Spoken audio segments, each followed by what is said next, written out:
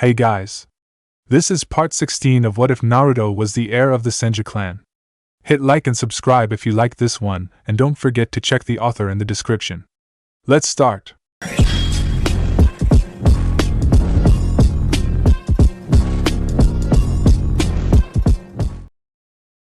Chapter 41 Demon Konoha. It was a calm and peaceful night in the village hidden in the leaves. It was now mid-autumn. The night had gotten much cooler now, but still held a trace of summer warmth which was slowly fading. Yet despite the seasonal change, the forest surrounding the village remained as lush and as green as it would when it was summer. This was thanks to the fact that the forest had been created by the Shodai Hokage, Senju Hashirama, whose powerful chakra, which created the forest, still remained within it, keeping them lush green year-long. Hanging over the village, a full moon shone down on the village, which was the only thing illuminating Konoha as the majority of its inhabitants had gone to bed. However, not everyone was tucked in their beds. A cloaked figure was silently making its way through the village, doing its utmost to avoid attention from village night patrols. Quickly the figure made its way up the high walls around the village and leapt into the surrounding forest, without any of the guards noticing. Once it was in the trees, the cloaked figure wasted no time in speeding through the forest, putting as much distance between it and the village as possible. After about half an hour of racing through the forest, the figure finally halted after hearing a bird-like whistle. Hiding behind the trunk of the tree it was standing on, the figure responded with its own bird-like whistle. For several seconds, that seemed to last for hours, the cloaked figure waited until it heard the whistle respond back. Letting out a sigh of relief, the cloaked figure replied with another whistle and stepped out from behind the tree trunk. Moments later, two more cloaked figures appeared out from a nearby tree, standing directly in front of the first cloaked person. "You're late," hissed the one of the other cloaked people in a low whisper. "You should have been hearing half an hour ago." "I couldn't help it," replied the first cloaked figure in the same low whisper. "If I'd left early it would have drawn attention on me, and the A and B are already too close as it is." "Are you sure that they've caught on to you?" asked the other cloaked person. "I'm certain," nodded the first cloaked figure. "They haven't realized it was me yet, but it wouldn't be long until they did. They already suspect the bar and have questioned everyone at it twice now. I've also noticed a few patrons acting odd, staying until closing time, keeping to themselves and watching what everyone else was doing. My guess, undercover A and B looking for me. And if they were on to me, it would only be a matter of time until they found the rest of you." "Damn it," cursed one of the others. 2 years of work down the drain. How the hell did they catch on to us?" "It must have been after that debacle at the AIM border with the Senju heir," answered the partner of the second cloaked person. "Konoha probably figured that they had a leak." "Fuck!" cursed the second IWA spy, a little more loudly this time. "If only those idiots hadn't screwed up, none of this would have happened." "It doesn't matter anymore," his partner replied. "What matters now is us getting back home as quickly as possible." "Where are the others?" the first spy asked, only now realizing that there was no sign of the rest of their team, to which the second cloaked figure responded. "They never showed up, which means you were probably right about Konoha being on to us, and if they aren't here by now, they're either captured or dead." "That means we need to get out of here, now," stated his partner. Nodding in agreement, the other two figures prepared to move, but before they could, several kunai suddenly came out of one of the trees and flew straight for them. "Move!" shouted the leader of the group as he and his comrades scattered. But as they jumped away, a new hail of kunai flew out of another treetop and hit the second cloaked figure's partner in the back, causing him to fall to the ground dead. Landing on a large tree branch, the two remaining cloaked figures stood back to one another, watching for any possible new attacks, which came in the form of two more kunai barrages. Upon seeing the kunai, the two spies each took their own kunai hidden underneath their cloaks and used them to deflect the projectiles. But as soon as they had deflected all the kunai, they came under assault again when two masked shinobi appeared above them and attempted to stab them both in the head with their tanto swords. Acting quickly, the two spies separated and dropped several flash bombs and exploded. With their attackers temporarily blinded, the two IWA spies quickly jumped off the tree branch and began to race across the ground, hoping to get away as quickly as possible from their attackers. Glancing back, the two IWA spies could see that their attackers had already recovered from the flash bombs and were in hot pursuit of them. When they saw who they were dealing with, the first spy cursed and said, "Shit! Konoha's ANBU, where did they come from?" "They must have followed you here," growled the other spy angrily.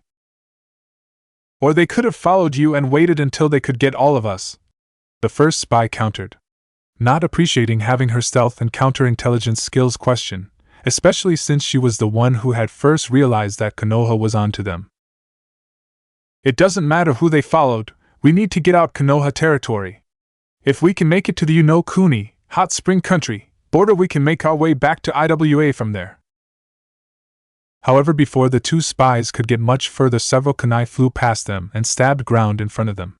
The two spies quickly stopped when they noticed the exploding notes tied to projectiles, which exploded after hitting the ground, blowing both of them back. Recovering from the explosion, the IWA spies immediately tried to run, but found their path blocked by the two ANBU, who redrew their tanto. Drawing their own weapons, a battle of swords and kunai soon erupted between the two teams. As the battle drew on, the leader of the IWA spy team got the upper hand over one of the ANBU as he knocked the ANBU's sword out of his hand.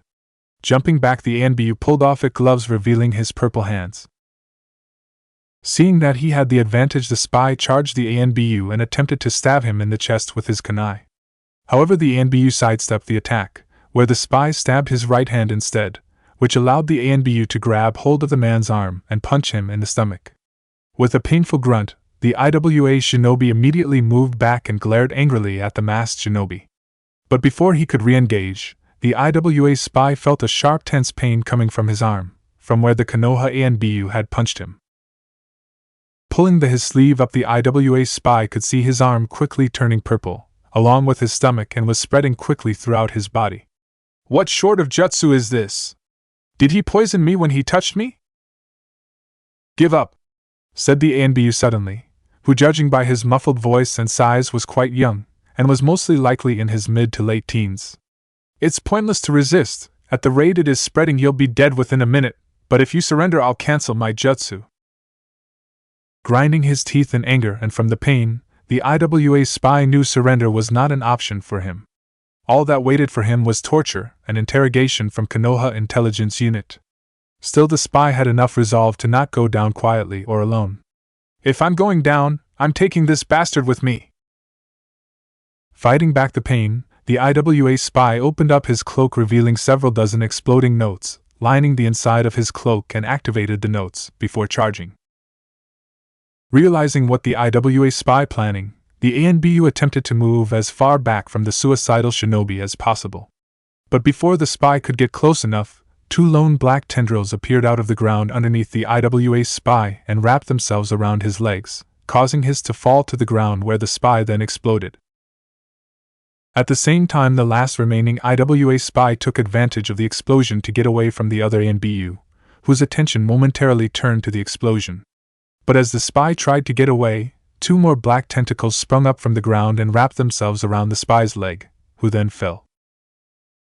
Knowing that any chance of escape was now gone, the IWA spy tried to avoid capture by going the same way as her partner.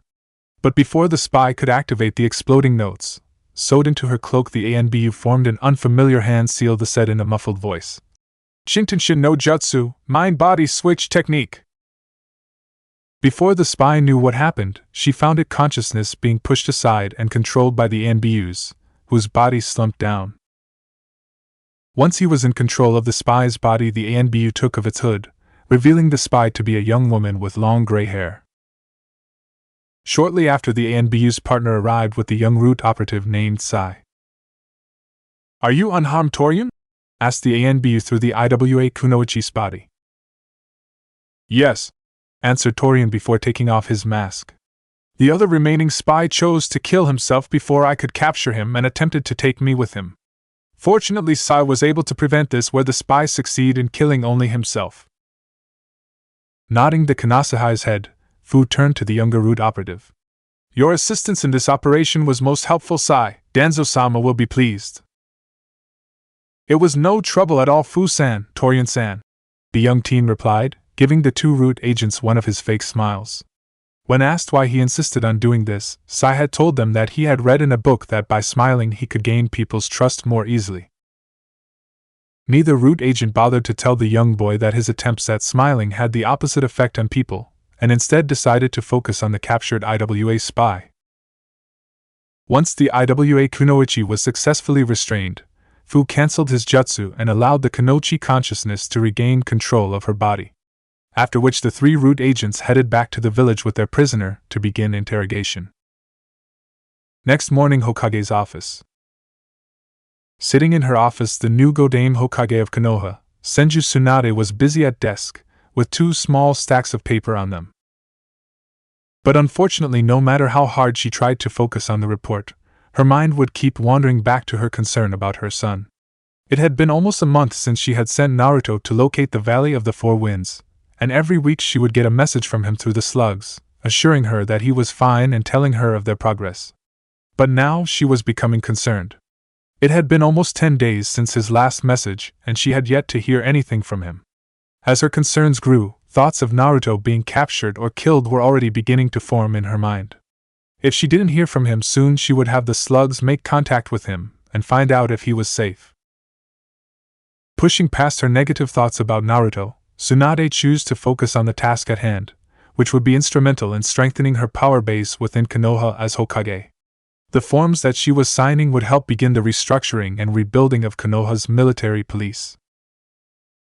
With the loss of the Uchiha clan, the military police, which in the past had been primarily made up of members of the Uchiha clan, had all but ceased to exist. After the destruction of the Uchiha, the duties of the military police had been handed over by Konoha's ANBU division. Tsunade wished to change this. Not only would it give the citizen a sense of security, but it would also lessen the burden on the ANBU division and free up vital agents, whose skills would be required elsewhere. Unlike the last time, the new military police that Tsunade was forming would not be made up solely of the members of one clan. Instead, members of this new police force would be chosen through an open selection of veteran shinobi, as only strong shinobi were capable of bringing other shinobi to justice. This would not only strengthen the police force, like never before, but also prevent it from collapsing in the same manner again. It would also give former veteran shinobi, who could no longer perform mission outside the village, other uses for their skills. The new police force would also take a more active role in the governing of Konoha, thereby reducing the chance of corruption and infiltration from other clans within the Konoha. However, despite it not being built around one clan anymore, the military police force still needed a shinobi clan to sponsor its reconstruction, support it, and help run it. This would also allow the force to act independently, when needed, and not rely solely on the orders of the Hokage. This then led to a problem of which clan to give control over the new military police force to. It of course couldn't just be any shinobi clan in Konoha. It needed to be a clan respected by everyone, shinobi and non-shinobi, in the village. The clan also needed to have the capability to run the organization by themselves, like manpower and resources, and not rely on the Hokage or the council. This limited the selection drastically, as only a few clans in Konoha fitted these requirements.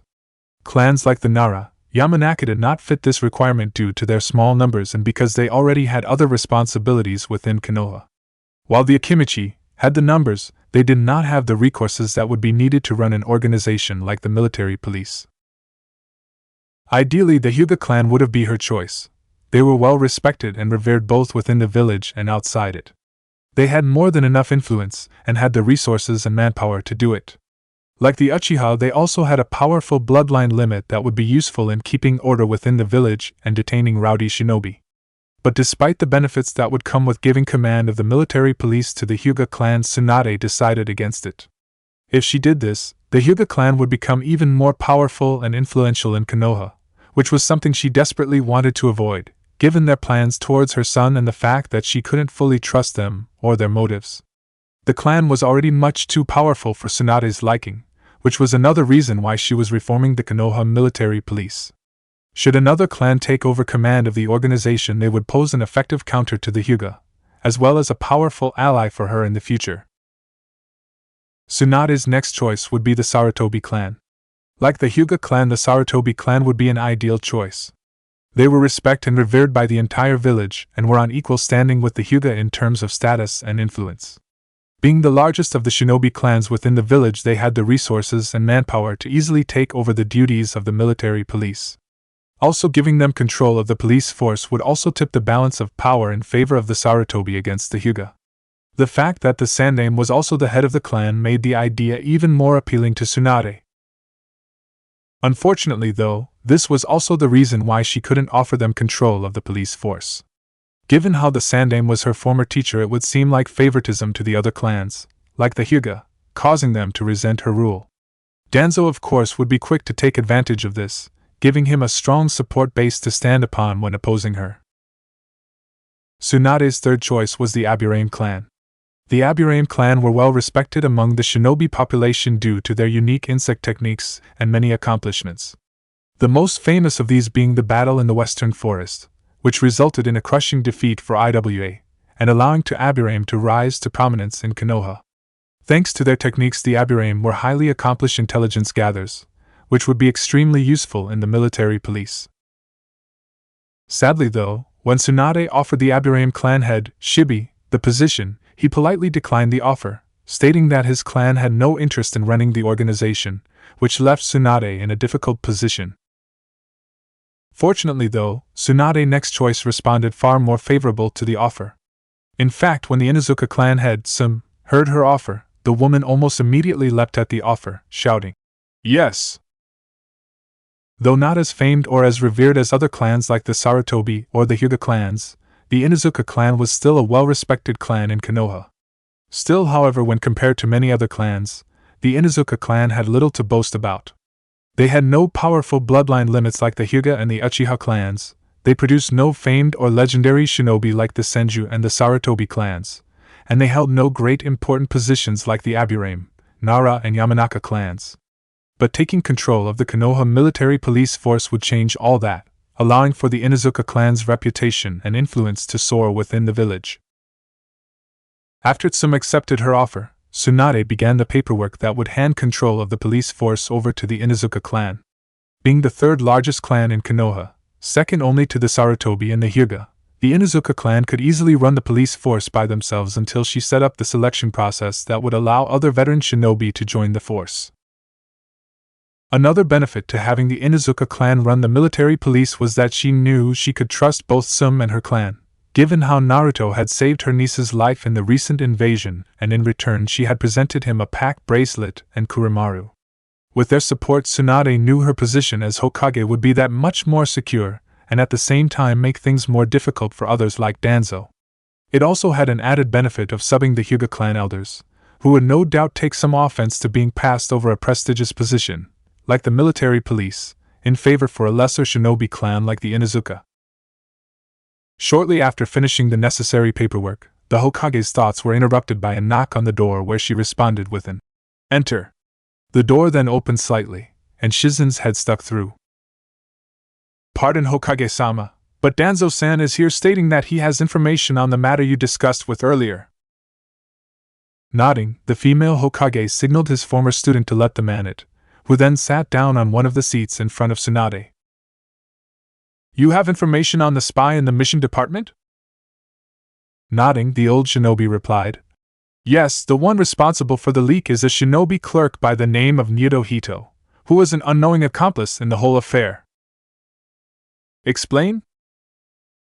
"It would seem that Hito frequented a local bar called the Weeping Tree, and was rather friendly with a female barmaid there, going by the name Hari." "She was the spy?" asked Sunda, to which Danzo acknowledged with another nod.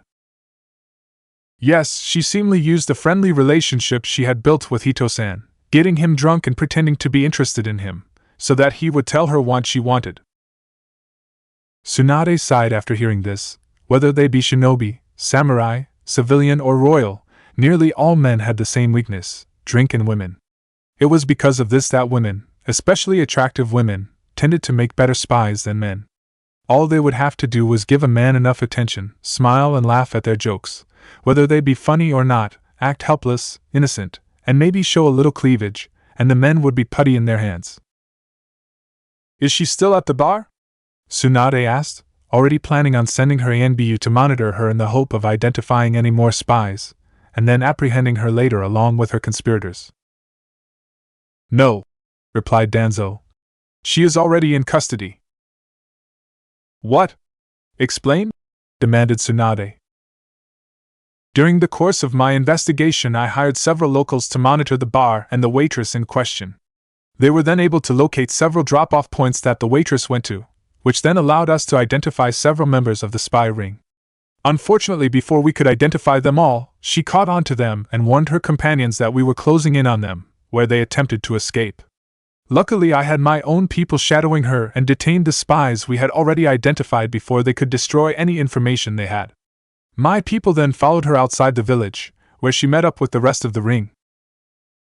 Were you able to capture them as well? Tsunade asked, to which Danzo shook his head. Regrettably, no. The first one was killed during the apprehension, while the other chose to kill himself rather than be captured, and attempted to take one of my people with him. Slowly leaning back into her chair, the granddaughter of the Shodai Hokage folded her arms and stared right into the old shinobi one visible eye.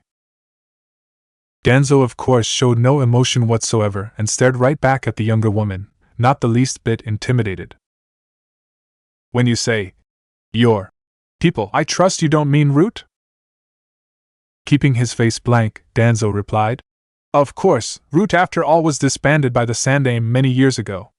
I was simply referring to my personal guard, which as you know I am permitted to have as member of both the Fire Council and Konoha's Council, an advisor to you. Of course, nodded Tsunade, not believing a word the old warhawk said. She knew Root was still active, even after the Sandaime ordered it disband, she just couldn't prove it officially. But that didn't mean she didn't have her own people monitoring him and his followers. But even so, you overstepped your authority, Danzo. I made it perfectly clear that I wanted to be notified of any development in the investigation and that you were not to act without permission. You purposely ignored my orders. My apologies, perhaps I was a tad overzealous in my investigation. At the time I thought it was best that I not waste your time and only inform you when I had something of worth to report. But by then the spies had caught on to our investigation and there was no time for me to report to you of the situation. When Danzo finished, Tsunade said nothing. She narrowed her eyes, stared silently at the elder shinobi, hoping to see some sort tell that would show her that Danzo was lying. She knew that Danzo had deliberately ignored her orders about keeping her informed of the investigation, as subtle form of undermining her authority as Hokage. Sadly, there was no such tell, as Danzo kept his face void of any emotion as he continued to stare back at her. After several moments of a tense silence, Tsunade broke eye contact. Knowing it was pointless, Danzo would not break, at least not this way. Getting up from her seat, Tsunade then said, I trust that you haven't begun the interrogation yet? Shaking his head, Danzo replied, No, I thought you would want to be there yourself. The prisoners are already at the interrogation division. Both Ibiki-san and Inoichi-san are waiting for us. Giving a short nod, Tsunade signaled Danzo to follow her. Though she may not like, nor trust the man, she could not deny that he got results when needed. With Naruto. Back at the Valley of the Four Winds, Naruto walked through the village, ignoring the several stares he got from the pandas. It had already been 3 days since he was brought to the valley, and yet many of the panda continued to stare at him and whisper to one another, like he was some sort of exotic animal. Although he understood why most of the pandas were so curious about him, given how it was almost 100 years since a human had come here, he still found it a tad annoying. However, it wasn't like he wasn't used to such things, as he had received similar looks before in Konoha after his identity had been revealed to the village. Fortunately, though, he didn't have to endure this very often, as he spent much of his time conversing with Zien and Shin at the temple about the prophecy, and how they could help him with his Mokotan training. Giving the villagers little heed, Naruto made his way over to Lin's Scienflower's clinic to check on Kuratsuchi. He hadn't really seen much of the Iwa Kanochi since he had dropped her off with Lin, though had occasionally made some inquiries with Lin, who reported that her treatment was going well and that she would be able to leave shortly. Although Naruto did not care much about her personally, the medic in him felt the need to check on her given how he had been the one responsible for most of her injuries. He also felt somewhat sorry for her, given how she spent most of her time in the clinic with no one to really talk to or keep her company, other than Lin. When he arrived at the clinic, he greeted the female panda, who was writing at her desk. Seeing the young boy, Lin smiled kindly at him. "Hello, Naruto-san. To what do I owe the visit? Nothing wrong, I hope?" Shaking his head, Naruto replied, "No, I just came to check in on your patient and see how she's doing." Nodding understandingly, Lin then said, "She's doing well and is as stubborn as ever."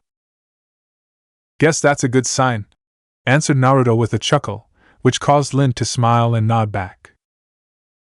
"She should be well enough to leave today." "That's good. Would it be okay if I go talk to her?" "Of course," nodded the female panda. "I'm certain she would appreciate the company. Her room is down the hall, second to your right. Go right ahead in." "Somehow I doubt that," Naruto replied with another chuckle, knowing that Kuratsuchi would not be the least bit pleased to see him again. But as Naruto walked past Lin's desk, waving his thanks, he failed to notice the small smirk that was slowly forming on Lin's face. Shortly after, she heard a loud-pitched scream from Kuratsuchi, followed by a loud explosion and another scream from Naruto. When he reached the door, Naruto immediately opened it without even thinking and said, "Yo, Rock Princess, I heard you." However, his words were soon lost when he saw Kuratsuchi standing next to her bed, wearing only a red sports bra and a pair of seamless black panties. For several seconds both teens just stared at one another, frozen in dumb surprise. Realizing that he had just walked in on the IWA Kuratsuchi when she was changing, Naruto tried to apologize. But before he could even utter so much as a word, Kuratsuchi let out a high-pitched scream, after which she then spat out a large ball of molten rock. Acting on instinct, Naruto quickly sidestepped the attack, avoiding the deadly attack by mere inches as it flew past him, burning several strands of his hair before hitting the wall behind him, making a large football-size hole in it.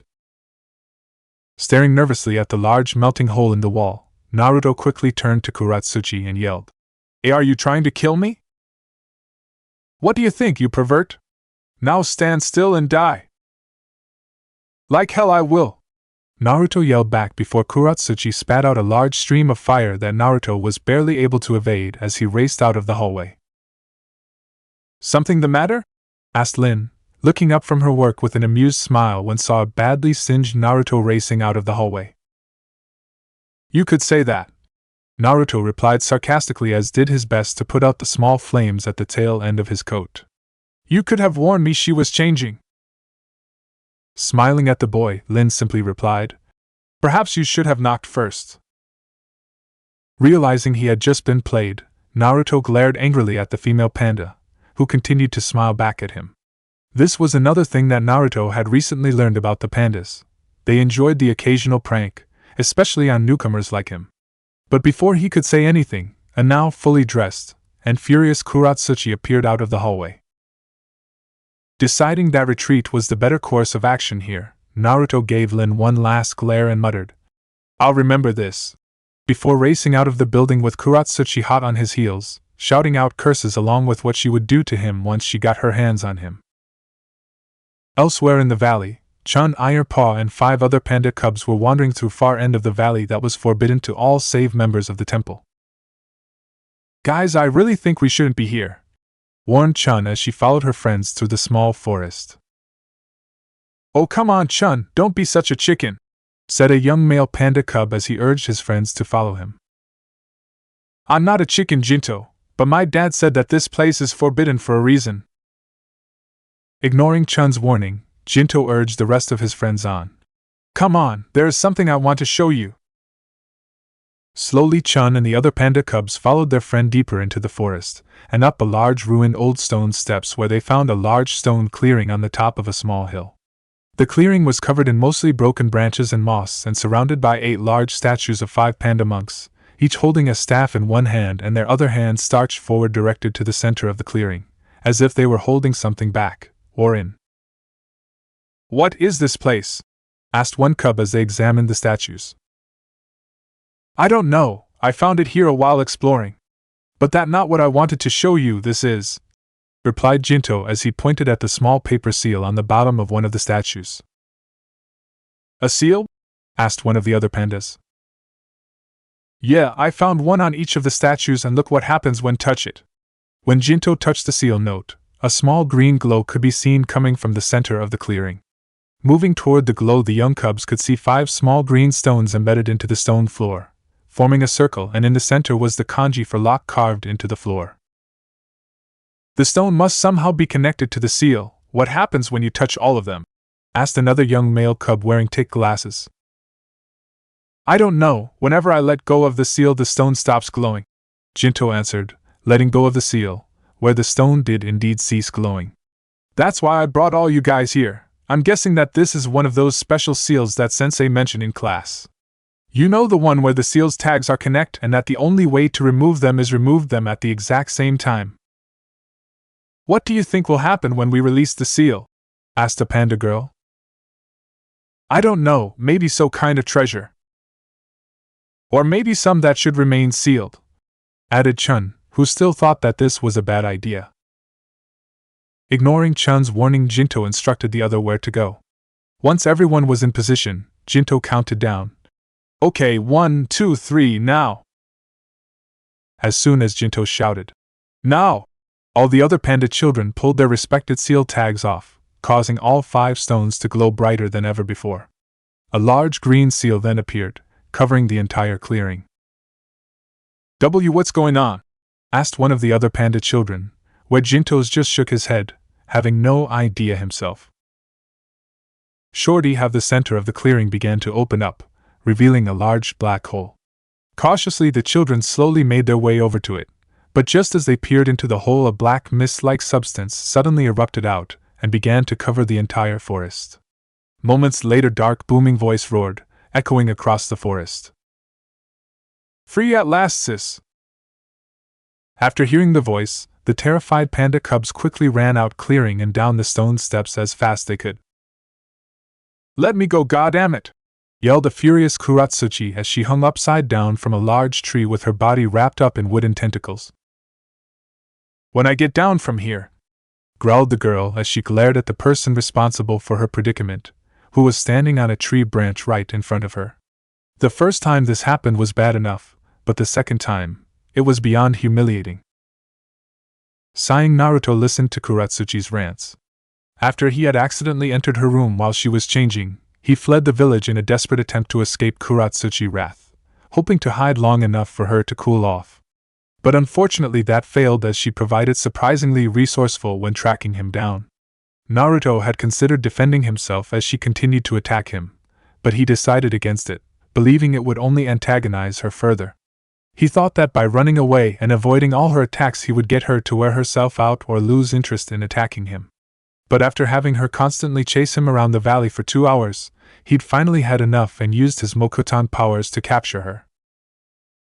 Sighing again, Naruto then offered, "How about we call another truce? And I'll let you down.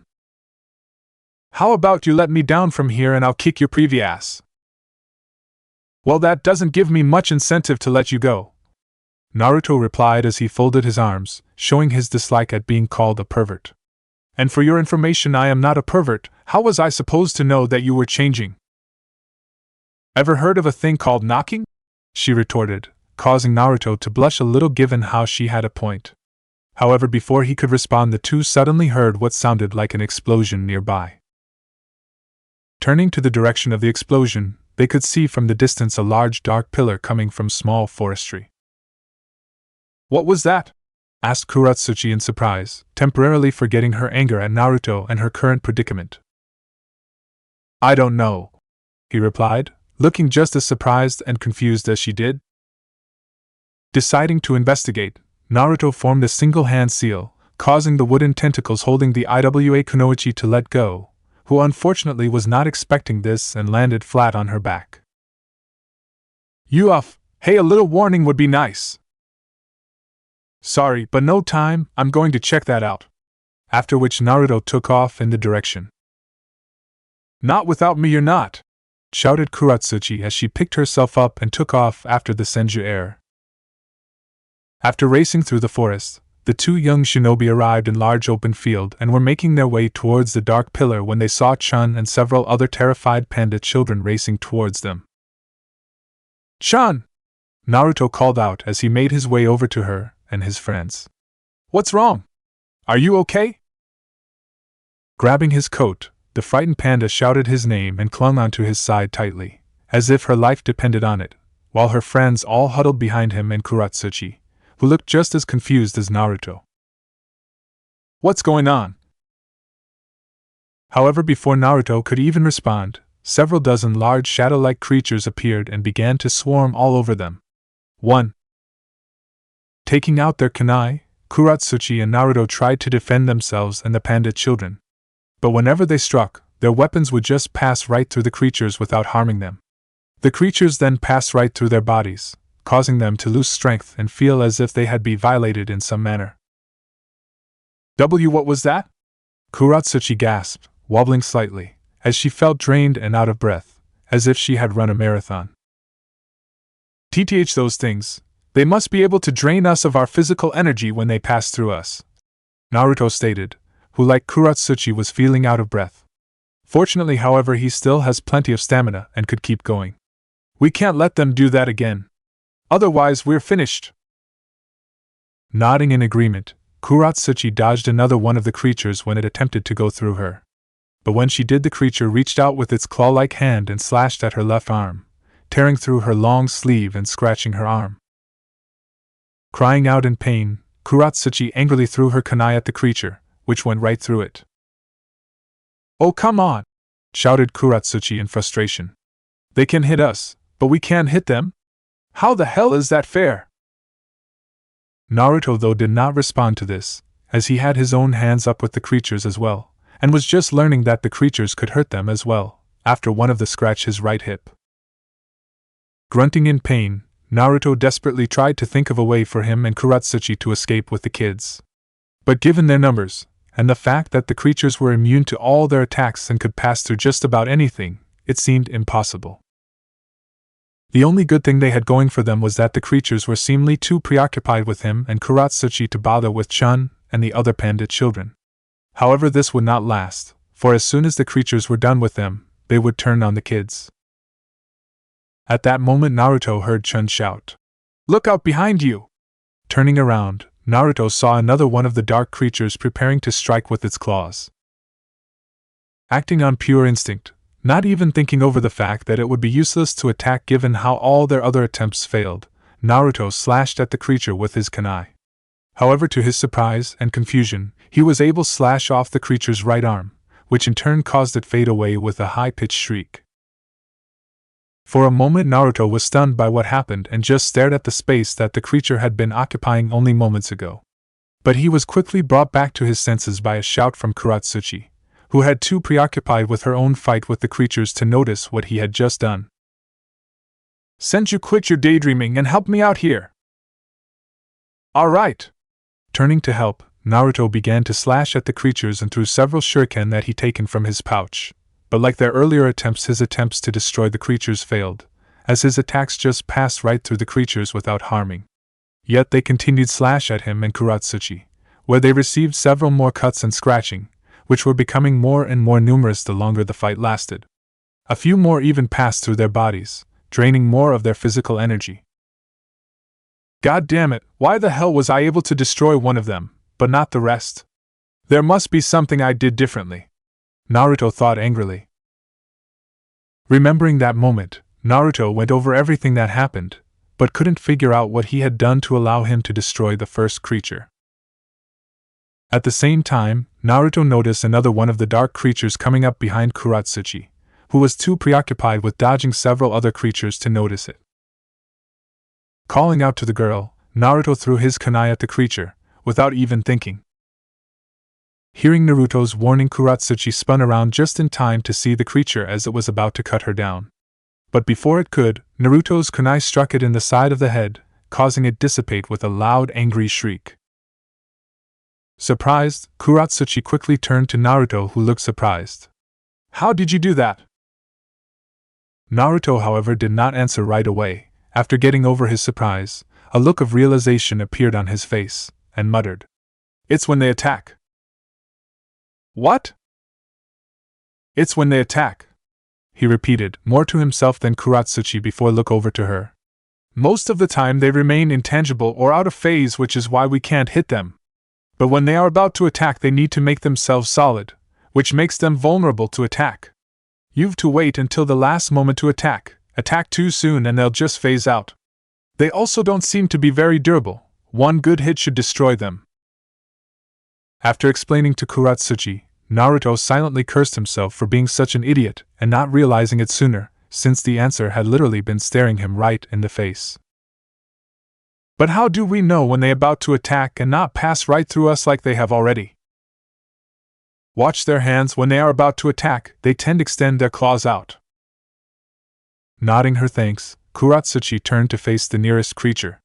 Following Naruto's advice, Kuratsuchi watched for the creature to bring out its clawed hands and then waited until the last second to sidestep its attack and then kicked in the back. And just as Naruto predicted, the creature let out a high-pitched shriek and dissipated. Although this did not make the fight any easier for them, it gave them a fighting chance. Falling into a defensive position, with their backs facing one another and the panda children huddled in between them, Naruto formed a single-hand seal and created a dozen shadow clones of himself, who then formed a defensive ring around them. Kuratsuchi had also suggested they create an earth wall around them to give them a better defensive position. But Naruto dismissed the idea, stating that the walls would do no good as the creatures would pass right through them and would limit their own movement. Out in the open they could at least see the creatures coming and avoid them. For the next few minutes Naruto and his clones, along with Kuratsuchi, battles against the creatures, while the panda children stayed as low as possible. Eventually the fight died down as the creatures' numbers began to dwindle to only a few, although it cost Naruto all his clones in doing so. With their numbers being severely reduced, the remaining creatures quickly fled. Believing they won, Naruto prepared to tell the others to run back to the village. But before he could even say anything, another large swarm of creatures appeared racing towards them, intending to overwhelm them with their numbers. As the swarm drew closer, Naruto and Kuratsuchi told the children to run, while they performed their respected jutsu in the hope of halting or at least slowing down the swarm. However, before they could finish, a sudden blast of wind erupted from behind them, nearly blowing Naruto and the others off their feet, while at the same time scattering the creatures. Moments later, after the blast of wind died down, several dozen bolts of lightning flew over them, destroying the majority of the swarm. What few left quickly scattered and fled from whence they came. Turning to the direction of where the two attacks came, Naruto and the others saw Chun and another panda running towards them. Seeing her father, the tearful Chun raced over to him, where he then pulled his daughter into a strong hug. "Thank the ancestors you're safe. Is anyone hurt?" Shaking her head, Chun replied, "No, Naruto and I and the other lady protected us from the demons." Turning to the two teen, Chun thanked them both, to which the two just nodded, stating it was nothing. "Can you tell us what happened?" asked the other panda rather seriously. Before Naruto could answer, Kuratsuchi, rather rudely, replied, "And who are you?" In response, Chun answered for him, "My apologizes, I had forgotten that none of you had met yet. Kuratsuchi-san, Naruto-san, allow me to introduce you both to my younger brother Shan Iron Paw. Brother, allow me to introduce you to Kankirito Kuratsuchi and Senju Naruto." "A pleasure," nodded the other panda, though kept his gaze on Naruto a little longer than normal. "So he is the one that Master believes to be Avalokitesvara. He doesn't look like much." Shan was of average height for a panda, being only slightly shorter than Chan, and was dressed in a similar manner as his brother, wearing a straw hat and loose-fitting blue robes, though his were a brighter shade of blue. In addition, Shan also wore a pair of metal gauntlets on each of his arms. 2. "Now that the introductions are done, perhaps you can tell us what happened here?" Shan asked, and though it felt more like a demand than actually question given his tone of voice, which was not something Naruto was not used to hearing from a panda, who were normally very friendly and polite when talking to others. Though given the situation he figured it was understandable. "Honestly, I don't know, the Rock Princess, and I saw this large pillar of dark energy coming from the forest over there." He then pointed in the direction where they saw the pillar. "When we went to see what it was, we ran into the kids and were then attacked by those things. We saw the same pillar, which was why my brother and I came here to investigate," replied Chen. "Perhaps then children can answer then," Shan suggested, giving Chun a rather stern-looking stare, ignoring the fact at how upset the girl was. However, before he could press her for any answers, Jinto stood forward and spoke. It's my fault. Chun tried to warn us, but I didn't listen and I convinced the others helped me and we released it. Jinto then on to explain what happened at the ruins and how after releasing whatever was inside, they fled the ruins and forest, where they then ran into Naruto and Kuratsuchi. Ankaku, we released Ankaku, now he's going to eat all our souls, cried one of the pandit children. 3. I don't my soul to be eaten, I want my mama, wailed another child. Shan, however, did not seem to show much concern for the frightened childrens. In fact, he looked rather angry with them. What you've all done was not only foolish, but dangerous as well, and now the whole valley may suffer for it. Brother, enough, scolding the children does no good now, nor dose upsetting them more than they already are. What done is done. We can see to their punishment later, for now we need to focus on getting back to the village and inform Master Xian of what has happened here. Understanding his brother's reasoning, though at the same time not entirely happy with his, Shan grunted. After which he then began to take some of the children into his arms, knowing that they would not be able to keep with them by themselves. Naruto and Kuratsuchi also helped by taking a few more of the children into their arms, while those left were carried by a few clones that Naruto had made. After which the group then took off at top speed towards the village. It didn't take the group long to reach the village, and upon arriving they saw that the entire village was in a flurry of panic after sensing the dark energy that was released and seeing the dark pillar in the distance. Many of the villagers were asking what was happening, while others took their terrified children into their arms and raced back into their homes. Chen of course tried to reassure his people that everything would be fine, but did little to calm the other pandas down, especially since he himself did not believe his own words. Once all the children were safely home with their parents, the four headed for the temple to speak with Master Xian on what was happening. When they arrived, like the village, the temple was in a flurry of excitement with monks and guards running around everywhere. However, while the villagers were running around and panicking, demanding answers from anyone that may know something, the monks and guards seemed to running with a purpose, preparing seals, gathering food, weapons and anything else they may need, as if preparing for battle. But despite their professionalism and their attempts to stay focused on their duties, both Naruto and Kuratsuchi could see that they were just as frightened as the villagers were. At the temple head's chamber, the guards let them in without having to wait. At first they could not see the temple head, but when turned to their right they found him at the balcony that overlooked the temple and the valley itself. Without even having to announce their arrival, the temple head Xian turned to the four. With this being the first time meeting him, Kuratsuchi watched the old panda carefully in the hope of grasping what type of person he was. Though Xian was not that much taller than her, or seemed all that dangerous, the old panda had a powerful presence about him that reminded her a little of her grandfather. However, unlike him, Xian also seemed to have calming presence around him, that seemed to make people around him feel at ease. Kuratsuchi, however, was soon broken from her thoughts when she saw Xian turn and speak to her. You're Conquerito Kuratsuchi, correct? Xian asked politely. When Kuratsuchi nodded, the old panda offered his hands, which Kuratsuchi took, though somewhat hesitantly.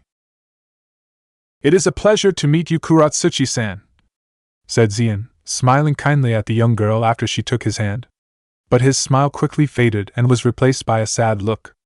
Although I am sorry that our first meeting is under such dire circumstances. Before Kuratsuchi could respond, Xian let go of her hand and then turned to Chin and Shan. Is it what we feared? I am afraid so, master, answered Chin, his voice filled with concern. You are certain of this? Asked Xian, though it seemed more like a statement than an actual question. We saw his minions with our own eyes and destroyed many of them before they retreated, and the energy we sensed came from the ruins, replied Shan. Then our worst fears have come to pass. Ankaku has been freed, sighed the old panda, who seemed wearier than Naruto had ever seen him. Tired of being left in the dark about what was happened, Kuratsuchi spoke. Okay, can someone please tell me what the hell is going on here? What was the dark pillar of energy we saw earlier? Who is this Ankaku person that everyone keeps talking about? And what were those things that attacked us earlier? I'd like to know that too, joined Naruto, though Kuratsuchi had been a little more blunt than he would have been. He shared her frustration in not knowing what was happening, as neither Chin nor Shan had been willing to share on the way to the temple, and the children had been too emotional to answer them either. Angered by how rude and disrespectful the two were being to the temple head, Shan prepared to reprimand the two. But before he could say anything, he was waved off by Xian, indicating that it was fine and that he was not bothered by their bluntness. After which Chin then spoke. Beware the dark demon Enkaku, watching all the time, who lives in his shadowy lair, waiting for night to come. He watches you in your home, behind every tree and stone. He watches you in your bed, in the darkest corner of your room. So be good and do not misbehave, or he'll send a shade for your soul. What was that, some kind of ghost story? Kuratsuchi asked curiously. An old nursery rhyme told to young cubs by their parents at night to keep them from misbehaving, answered Chun. Well, it didn't work this time. Regrettably no, the panda replied sadly. So, this Enkaku is a demon? Naruto asked. Yes, from a time long ago, one that I had hoped would remain a legend, said Xian as he moved to his seat on the ornately platform. Our tribe has not always resided in the Valley of the Four Winds, and we were not the first to make it our home. 8,000 years ago, before we pandas came to live here, this valley was inhabited by a dark creature of immense power, Enkaku, the Yami no Kurokiryu, the black demon dragon of darkness. However, Enkaku was not like other demons, he was a being comprised of chakra. You mean he was a Chakura no Bagemano, chakra monster, like the Biju-tailed beasts? Stated Naruto. Yes, nodded Xian. However, unlike the Biju, Enkaku was comprised of Yami no Chakura, dark chakra. Yami no Chakura? Repeated both Kuratsuchi and Naruto, as neither of them had heard of it before. It is a special chakra formed from the negative emotions of the people's heart. Back then there was an abundance of it, due to the many wars that were fought between people. Somehow at some point, the chakra gathered and formed into a living entity that we now know as Enkaku. He then made the valley his home. The valley then later became known as the Valley Everlasting Darkness, draining the land of its life, causing it to become a bleak and barren wasteland. At this point both Naruto and Kuratsuchi shared the same shocked looks, as they could not imagine the same valley that they were staying in, one so full of life and light, was once a dark barren wasteland. But neither said a word, and instead allowed Xian to continue with his story. Over time Enkaku's power grew and his darkness like a plague spread across the surrounding lands, causing them withered and died. His minions, the Shades, attacked and terrorized any village that was within their reach, killing or chasing away anyone that lived there. That's what those things are, Shades? Naruto asked, receiving a nod from Xian. What are they exactly? Shades are living chakra, much like Enkaku, created from his excess energy. However, unlike him, they do not have a will of their own, they exist solely to serve him. Not unlike worker ants or drones serving their queens. And unfortunately, he can create as many as them as he wants, so long as he has enough power. After battling them, I'm sure you know how difficult they can be to fight and destroy, despite not being very strong. Most of the time they are intangible, save for when they attack, and they drain you of your chakra and energy. Slowly they pass through body, weakening you and making it easier for them to overwhelm you with their numbers and kill you. Chigritit, moaned the blonde-haired boy. How was he sealed away? Kuratsuchi asked, since if Enkaku was as powerful as they claimed, she was curious how he was defeated. With great difficulty, years later, our tribe made its way to the valley, and upon seeing the destruction and mayhem that Enkaku was causing to the surrounding lands and people, they challenged him for control of the valley. Led by the leader of our tribe and future founder of our village, the great sage Xiaohao, we battled him for 7 days and nights until at last he and all his creations were defeated and sealed away. Until those foolish children released him, and doomed us all, Shan growled. That's enough, Shan, scolded Xian, turning to the younger of the panda brothers. The children had no idea what they were doing, nor had they any ill intent when they released Enkaku. They were simply curious. Like all children, they cannot help who they are, no more than a leaf can control itself in the wind. We are just as responsible as they were for what happened today. Had we been more diligent in our duties and not become complacent, leaving the seal unguarded and allowed it to fall into ruin. This may never have happened. Shan, however, was not entirely convinced by his master's words and just grunted, before excusing himself, stating he needed to prepare for the battle to come. Humph, he's a regular bag of cheer, Naruto remarked dryly. Sighing sadly at his brother, as he watched his brother, Chen turned to Naruto and Kuratsuchi. I apologize for my brother's rudeness. Please don't judge him too harshly. He can be rather gruff and stern, but he cares deeply for the valley and worries for our people. That is why he acts the way he does. Not really caring about the grumpy panda, Kuratsuchi turned to Zien again. If you sealed Enkaku before, can't you do it again? We can, but it will take time to prepare the necessary tools to seal him away, and Enkaku will use that time to gather his strength. Right now he is formless and is therefore weak, which is why he has not yet attacked and surrounded himself with his shades to keep us from attacking. But once he has solidified himself, he'll attack.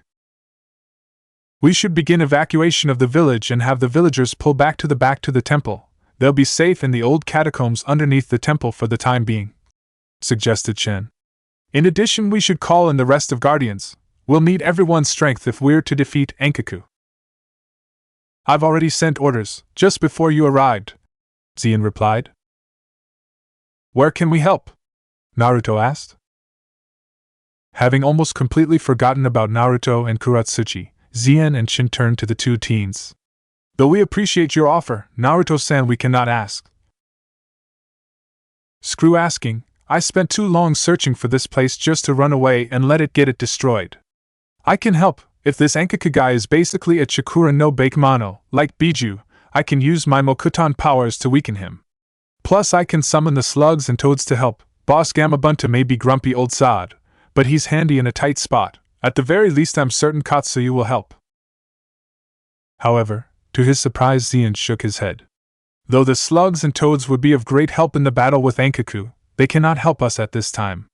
There is a powerful barrier around the valley which prevents anyone other summons save us from entering here. It is one of the reasons why we have been able to keep ourselves hidden for so long. And though your Mokuton ability could be effective against Enkaku, you would not be strong enough to stop Enkaku once he returns to his true form and regains his full strength. Can't you take down the barrier? Naruto asked. Unfortunately not at this time. Although I am capable, I have to prepare the tools needed to seal Enkaku. We simply do not have to have the time to bring down both the barrier and preparing the sealing. Well, I'm still going to stay and fight, Naruto retorted stubbornly. If there's one thing you'll need to know about me, it's that I don't run away from a fight, ever. Seeing the determined look in Naruto's eyes, and both Chen and Zien relented, knowing that it would be pointless in arguing with him, and could not force him to do otherwise.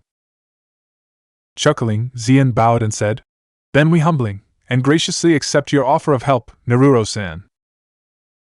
Count me out, said Kuratsuchi. You're just going to leave them to fight that demon alone? Naruto half shouted, turning to face Kuratsuchi. You heard what they said? Yeah, I heard, but it's still got nothing to do with me, or my village. It's not our fight. Angered by Kuratsuchi's words, Naruto was about to retort, but was stopped by Zien. Please, Naruto-san, that is enough. Kuratsuchi-san is indeed correct.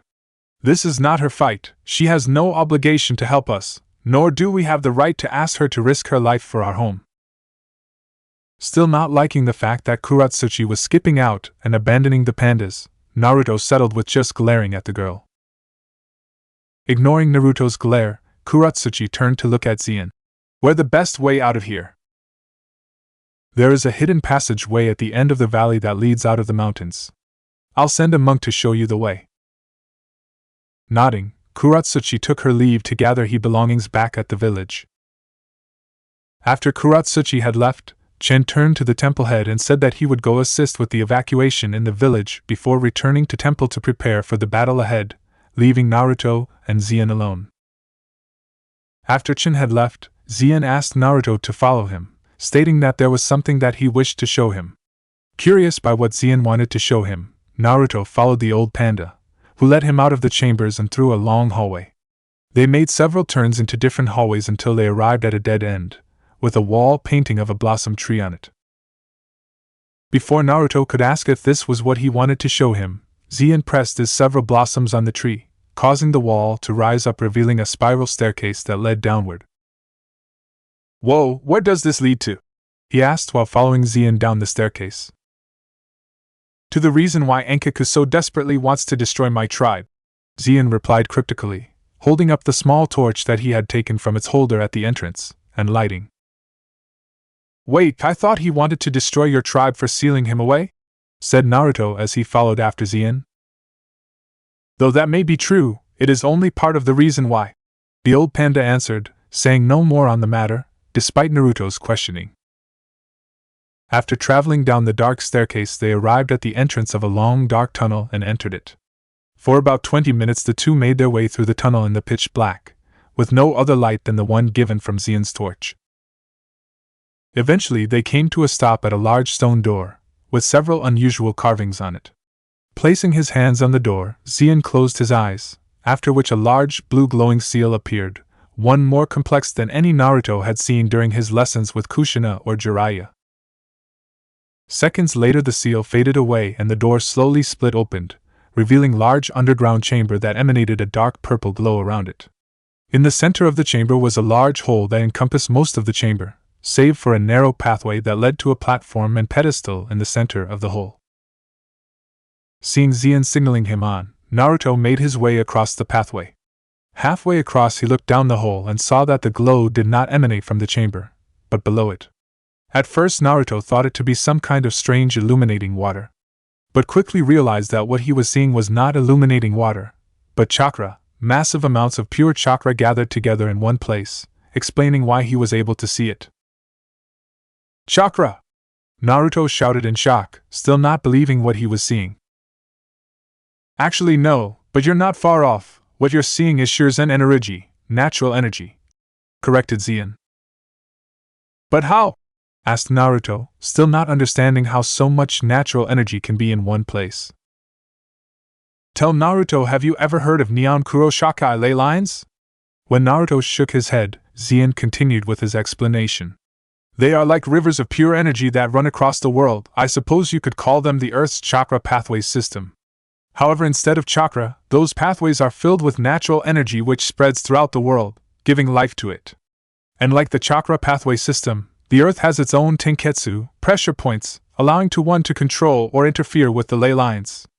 These points can be found on places where two or more ley lines intersect with one another, and the greater number of ley lines, the greater its power and the effect. It is why the valley is so strong with natural energy here and why my clan came to live here. We call this place the Amio Cave, the Inyan Well, and it is the most sacred spot in the entire valley. 4. Doesn't look much like a well to me? Naruto thought to himself, as he looked around the chamber. You should consider yourself fortunate, Naruto-san. You're the first person other than myself and the other guardians to enter the chamber in many years. Not even your great-grandfather Hashirama was told of it, continued Zien. Though I dare say he suspected the well's existence, he always had a way of sensing such things, and often commented on how unusually strong the valley was in natural energy. If this place is so sacred, why are you even showing me it? Is it because of the prophecy? Naruto asked Zien. In part, yes, he nodded. But it also because I believe you've the right to know what you are fighting for, and why this battle is so important. This temple was built on what was once Enkaku's lair, and it was from here that he was able to control the ley lines, spreading his darkness to other lands, and increasing his own power at the same time. It's is why he made the valley his home. Like my ancestors, he somehow sensed how powerful this place was. And how many ley lines intersect here? 5, which means the destruction he would wrought would be unimaginable. At the very least, a third of the continent would be devastated. If this place is so important, why didn't you tell Kuratsuchi about it? Asked Naruto. I get that it is sacred to your people and all, but if it gets her to help to defend it, it's worth telling. You'll need everyone you can get if you want to defend it. Zien, however, just shook his head. If we were to tell Kuratsuchi-san, she would no doubt tell her village upon her return, and they in turn would try and come here. The well holds enormous power, Zien explained, moving to the pedestal where he placed his hand on a carved handprint with several inscriptions surrounding it. From here one is able to control the flow of the surrounding ley lines, which cover much on the continent. They can then absorb the energy from here. They can also increase or disrupt the flow of natural energy through the ley lines. This in turn can result in surrounding lands to prosper or wither away. With it, a person could bring about endless prosperity their own lands, where they would flourish and grow, or cause the downfall of a rival or enemy nation, as their lands rot and decay. Such power would be too tempting to resist to many nations, who would stop at nothing to claim it for themselves. My tribe is sworn to protect it and prevent it from falling into the wrong hands. When Xian finished, Naruto slowly nodded, now understanding why Xian was so reluctant to reveal its existence to anyone. If Iwa or anyone else were able to get their hands on this place, they could bring down Konoha and all of Hai no Kuni, Land of Fire, without having to lift so much as a finger. They could just sit back and watch it turn into a barren wasteland, while theirs flourishes. However, at the same time another thought entered his mind. And what's to stop me from telling my mother and family? We could just as easily do the same thing. That you could, nodded Xian before smiling. However, I believe I can trust you to keep our secret.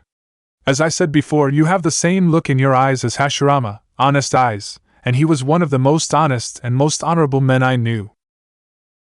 After hearing this, Naruto couldn't help but smile and feel honored at how Xian held him with the same level of trust that he held for his great-grandfather. Looking around at chamber, another thought occurred to him. You mentioned the Guardians a couple of times. Who are they exactly?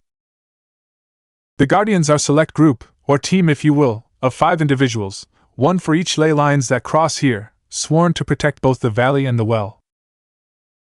So they must be pretty strong then? Indeed they are. They're among the strongest fighters in our tribe. Each one of them is a master in their own respected element, and in the sage arts. You and Kuratsuchi-san even fought one of them yourself, not long ago, replied Xian, causing Naruto's eyes to widen in surprise. You mean Shin-san? He's a guardian? Xian nodded. That he is, as is his brother Shan. I myself was one once before becoming temple head. Damn, I knew Chun was somewhat important here, but not this much, thought the blonde boy to himself. Guess that explains why he is so strong, and why he was watching us back at the ruins. He helps protect both the valley and the well. After Xian had finished explaining everything to him about the guardians and the ley lines, the old panda led Naruto out of the chamber, and resealed it before leaving to prepare for the battle to come. With Kuratsuchi. After leaving the temple, Kuratsuchi wasted no time in heading back to the clinic to gather her belongings. When she left, the sky became dull as dark clouds began to form in the sky, blocking out the sun, as if a storm was on the horizon. Yet there was no thunder or lightning, no rain, not even wind. Instead there was a chill in the air, as if all the warmth in the valley had been swallowed it, leaving only a dark and depressing atmosphere. It must be that demon Enkiku causing this. The pandas said that he would be coming stronger. Looking around, Kuratsuchi saw the pandas running around. Most of the males and some of the women were carrying weapons and helping with the defensives, while others gathered their belongings and their families and headed for the temple. Making her way back to the temple, Kuratsuchi heard a soft cry. Turning in the direction of the crying, she noticed a young panda girl alone hunched down against a wall, crying. Upon closer inspection of the child, Kuratsuchi recognized the girl as one of panda cubs that she and Naruto had saved earlier. To be specific, it was Chen's daughter Chun. Seeing that all of the other older pandas were too preoccupied to notice the crying girl, Kuratsuchi made her way over to her and kneeled next to her. Hey there, are you okay? Are lost? Chun, however, did not reply. Instead, she kept crying, refusing to look up at her. Not really sure what to do, Kuratsuchi placed her hand gently on the girl's head and began to brush her fur in an attempt to calm the child down. Hey there, I know that this all must be really scary, but it's going to be alright. I'm hip, not scared, retorted Chun between sobs, while still keeping her face in her knees. Then why are you crying? Because, hip, it's all our fault, hip. We're the ones, hip, who released Enkiku, and now, hip, he going to destroy the valley and our village, hip. Everything that is happening is my fault, hip. I knew going into the forest was a bad idea, hip. I should have stopped the others when we entered it. Hip, I should have told someone what we were going. If I had, Hip, none of this would be happening. Continuing petting the girl's head, Kuratsuchi tried to calm the crying child down. Shhhhh, it's not your fault. It was an accident. Trust me when I say that there are plenty of other people who have done a lot worse. Like what? Asked Chun, looking up at Kuratsuchi with tear-stained eyes. Kuratsuchi didn't answer right away. However, after a few brief moments, she asks, "Can you keep a secret?" When the young girl nodded, Kuratsuchi answered, "I've never told anyone this before, not my parents or my gramps. A few years ago, back when I wasn't much older than you, there was this boy I knew. He was strong, skilled and good-looking, and everyone in my village admired him and hailed him as a genius. Eventually even my gramps, the Tsunade, took notice of him and decided to make him his student, where he spent a lot of time at my family's house, and would even hang out with me when not training with my gramps. He became like older brother to me. I looked up to him, and wanted to be just like him. We used to get up to all kinds of mischief together, and pissed off my gramps more than once, though the boy would always cover me and take most of the blame, even if I was the one responsible." At the mention of the boy, a thoughtful look appeared on Kuratsuchi's face, thinking back to fond memories. However, her face then turned sad and depressed, when reality hit her. "I would have done anything to gain his acknowledgement or praise, which he knew, and was probably why he picked me." When Chun asked what it was, Kuratsuchi continued with her story. "One day the boy asked me to help him with something. He asked me to get him a scroll from my gramps' private study. He told me he wanted to perform a special jutsu to impress him, but needed my help to get the scroll without my gramps knowing, since he wanted it to be a surprise." "And did you get the scroll?" asked Chun, where Kuratsuchi nodded sadly. "I did. I wanted to impress him more than anything else, not only because I idolized him, but also because I had this silly little girl crush on him. I wanted him to look at me more than some little kid that hung around him." "What was in the scroll that you took?" "A forbidden jutsu, which he then used to destroy half my village. Before fleeing it, I of course told no one of the part one played in what happened, as I was too ashamed in what I had done to tell anyone. Because of my silly little crush, a lot of innocent people got hurt, including my gramps and my dad. So you see, you're not the only one who has made big mistakes. If I hadn't let my crush get the better of me, my village wouldn't have been blown up with half of it left in ruins." "But he tricked you," Chun argued. "There was no way you could have known what he was going to do with it. Just like you couldn't know what was going to happen when you and your friends removed those seals," Kuratsuchi replied, with a sad smile. "We all make stupid mistakes. All we can do is learn from them and make sure we don't do it again." Seeing that Kuratsuchi was right, Chun slowly nodded and rubbed away the last of her tears from her face. Shortly after, Kurachi helped the girl up, where they introduced each to one another, as if meeting for the first time. Once introduction were done, Kuratsuchi suggested that they go find her mother, stating that she would probably be worried. The two did not have to search for long, as they soon found Chun's mother, who had been frantically scouring the village for Chun. Upon seeing the two girls, the mother panda wasted no time in enveloping her daughter into a strong hug before giving her a stern scolding for making her worry. After which the mother then pulled Kuratsuchi into her own hug, and thanked her for bringing back her daughter. When Chun's mother, who introduced herself as Shu Ironpaw, finally let go of her, Kuratsuchi noticed Shu belongings, which she had dropped on the street upon her daughter's safe return, and offered to help her carry them to the temple. Shu at first tried to refuse, stating that Kuratsuchi had done enough for them. But the Iwa Kunoichi would hear of none of it, and began pick up some of the things from the street, before making her way to the temple with Chun and her mother. Upon arriving at the temple, Kuratsuchi handed their belongings to a panda monk, who was heading to the catacombs. She then bid farewell to Chun and her mother, wishing them luck, before making her way to the temple kitchen, and loaded a sealing scroll with some food that the cook had been kind enough to give her, knowing she would need it for her long journey home. After leaving the kitchen, Kuratsuchi heard a familiar voice call out to her. "So I guess what people say about Iwa shinobi is true. When the going gets tough, Iwa gets going." Turning to the direction of the voice, Kuratsuchi looked up and saw Naruto sitting up on one of the temple's roofs, staring coldly at her. Angered by Naruto's words, the dark-haired girl told him to watch his month, while giving him a dark glare. Naruto, however, just scoffed at the glare as he stood up and jumped down from the building, landing right in front of the older girl. So you really intend on just leaving here, without even trying to help them? This time it was Kuratsuchi's turn to scoff. This isn't my problem, and if you're smart, you'd leave with me too.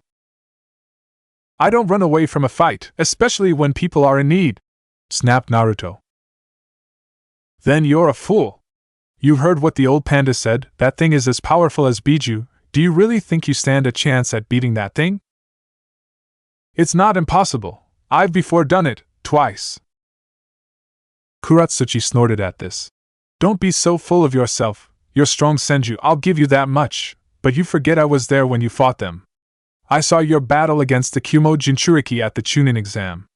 You were barely able to beat her, and she was only able to use a fraction of her Biju's power. And the only reason you defeated Tsunade's Jinchuriki was because of your 2 summons, which you can't call here because of the barrier around the valley. The pandas were barely able to beat that thing the last time. Even if they do beat him, you'll just end getting killed in the fight, especially if that thing is as powerful as they say. If we don't help the pandas to stop Ankaku, everyone will be in danger. Do you really think that he's just going to settle with destroying the pandas and taking back the valley? Once he is done here, he'll start moving out to other lands, just like he did in the past, and when he is at Iwa's gates, you're going to wish you had stayed here and stopped him. If he does come, we'll deal with him, just as we've dealt with any enemy that had threatened us. Kuratsuchi shot back before turning to walk away. But after only taking a few steps, Naruto shouted. And how many more people will have to die or be hurt before that happen? You may act like you don't care, Rock Princess. But I know that's not true. In fact, I think you do care what happens to pandas. And what makes you so sure? Kuratsuchi asked after stopping and glancing back at Naruto. Back when we fought the Shades, you could have made a break for it and ran, but you stayed and helped me defend the kids. And then at the village, one of the clones I sent to help in the village saw you comfort Chun when she's sitting alone in the street, and bring her to her mother and then help them with their belongings to the temple. If you didn't care about the pandas, why did you bother even helping them? I'm pretty good at judging people, and despite that arrogant, stubborn exterior of yours, I think deep down you're a pretty decent person. Scoffing again, Kuratsuchi turned away from Naruto and began to walk away, but not before saying, Think what you want, Senju, but I'm out of here. If you want to stay here and get yourself killed, by all means go ahead, it saves me the trouble of killing you myself. After that she then headed off to meet with the monk who would guide her out of the valley. After his argument with Kuratsuchi, Naruto headed to the village to help with the defensives, creating more clones of himself and positioning them in different parts of the village. Before long, however, a sudden strong gale-like wind blew through the village, nearly blowing Naruto, his clones, and several panda off their feet. The wind was then followed by a monstrous roar, which echoed throughout the valley, filling all those who heard it with indescribable sense of dread and fear. However, the defenders quickly overcame their momentary lapse of fear and sprang into action, gathering their weapons and positioning themselves at different parts of the village. Shortly after, a thick dark fog began to make its way towards the village, but as the cloud drew closer, the defenders saw the fog was not a fog, but thousands of shades grouped together, moving as one. As the shades drew closer and closer, another, much larger form, sprung the horde. The creature was massive, easily the size of a small mountain. Its body was completely black and was long and scaly, like a snake, with 2 long clawed arms. Its jaw was massive, filled with hundreds or razor-sharp them that could shred a man with ease. It had a long mane of spiky black hair with red highlight that stretched down its body to its tail. On its head were 2 spiked horns, like antlers, and bat-like ears framing its face. 5. This was the demon Ankaku, also known as the Yami no Kuro Kiryu, the Black Dragon of Darkness. Upon his emergence, the horde of shade halted their advance, stopping just outside the village. Looking down at the village, with his glowing blue eyes, Ankaku opened his mouth, making it look like he was grinning at the idea of what he would do to the village and its inhabitants. It was then at this moment that Ankaku spoke, a loud malevolent voice. Pandas, long have I yearned for this day. Long have I waited, sealed within that accursed prison, for the day that I would take my revenge. Now at last, my vengeance is at hand. I shall reclaim what your kind stole from me. I shall destroy all traces of you pandas from this place, and feast upon your burnt and broken corpses, and there is nothing that you can do to stop me. For I am darkness, I am death. Roaring out the last part, the dragon unleashed a powerful shockwave and killing intent that blew many of the defenders back and shattered many of the nearby buildings. Most, however, were able to withstand the shockwave by channeling their chakra to their feet, though many were left shaken at the power of the demon, from just a single roar, and the sheer amount of killing intent he produced, as images of their various death flashed before their eyes. Doubt then began to form in their minds as they questioned their chances of beating such a creature by themselves, let alone surviving his wrath. Sensing their fear, Enkaku laughed darkly, enjoying the look terror on the defenders' faces. He, why yeast be afraid, it will make devouring you all the more satisfying. But before he could anything further, a large boulder-sized piece of rubble was flung at him, hitting him in face. Though the attack was no more than a bee sting to the creature, it was still enough to annoy him, causing him to snarl angrily. Who dares? I do! Shouted a voice. Looking down on the village, Enkaku saw Naruto standing atop one of the buildings, glaring at him. A human? Who are you that would stand against me? Senju Naruto, the one who will kick your ass right out of this valley! Shouted Naruto. Finding Naruto's remark amusing, Enkaku laughed. Oh, how bold, or should I say foolish. Tell me, how do you plan to do that, boy? When the mere sight of me, and my power, can install such terror into these pitiful wretches. Glancing down, the dragon could see that most of the defenders frozen with sheer terror, unable to move or fight. They cannot help you, you stand alone, forsaken by the very creatures you came to help. When Enkaku said this, a new voice shouted, You're wrong, he is not alone! It was in this moment that a small whirlwind of leaves sprung behind Naruto. When it died down, it revealed Chen and his brother Shan, along with 3 other pandas whom Naruto assumed were the other guardians.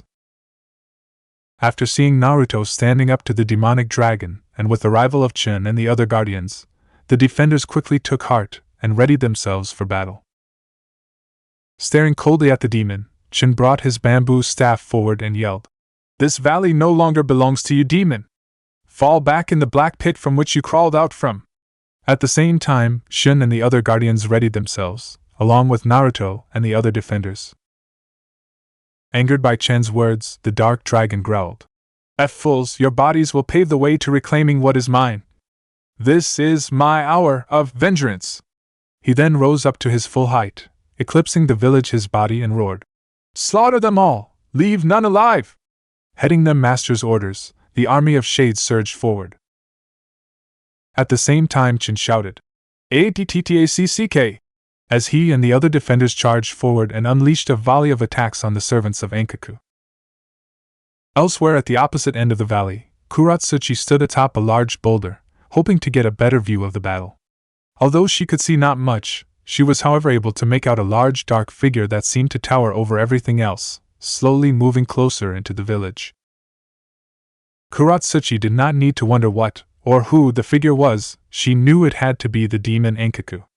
Given how he was moving further into the village, and towards the Jade Temple, it was obvious that the battle was not going well for the defenders. Watching the village burn brought painful memories back to her, memories of watching her own village being destroyed, buildings falling, hundreds of people killed or hurt, while she stood and watched in disbelief at the person responsible fly away on a large white bird. Shaking the memories away, the Iwa Kunoichi glanced over at the panda monk who was guiding her to the exit out of the valley as they drew closer to the end of the valley, and the first sounds of battle was heard. An uncomfortable feeling started to form in the pit of Kuratsuchi's stomach, a feeling she had not felt since the day she watched her village being destroyed. Guilt.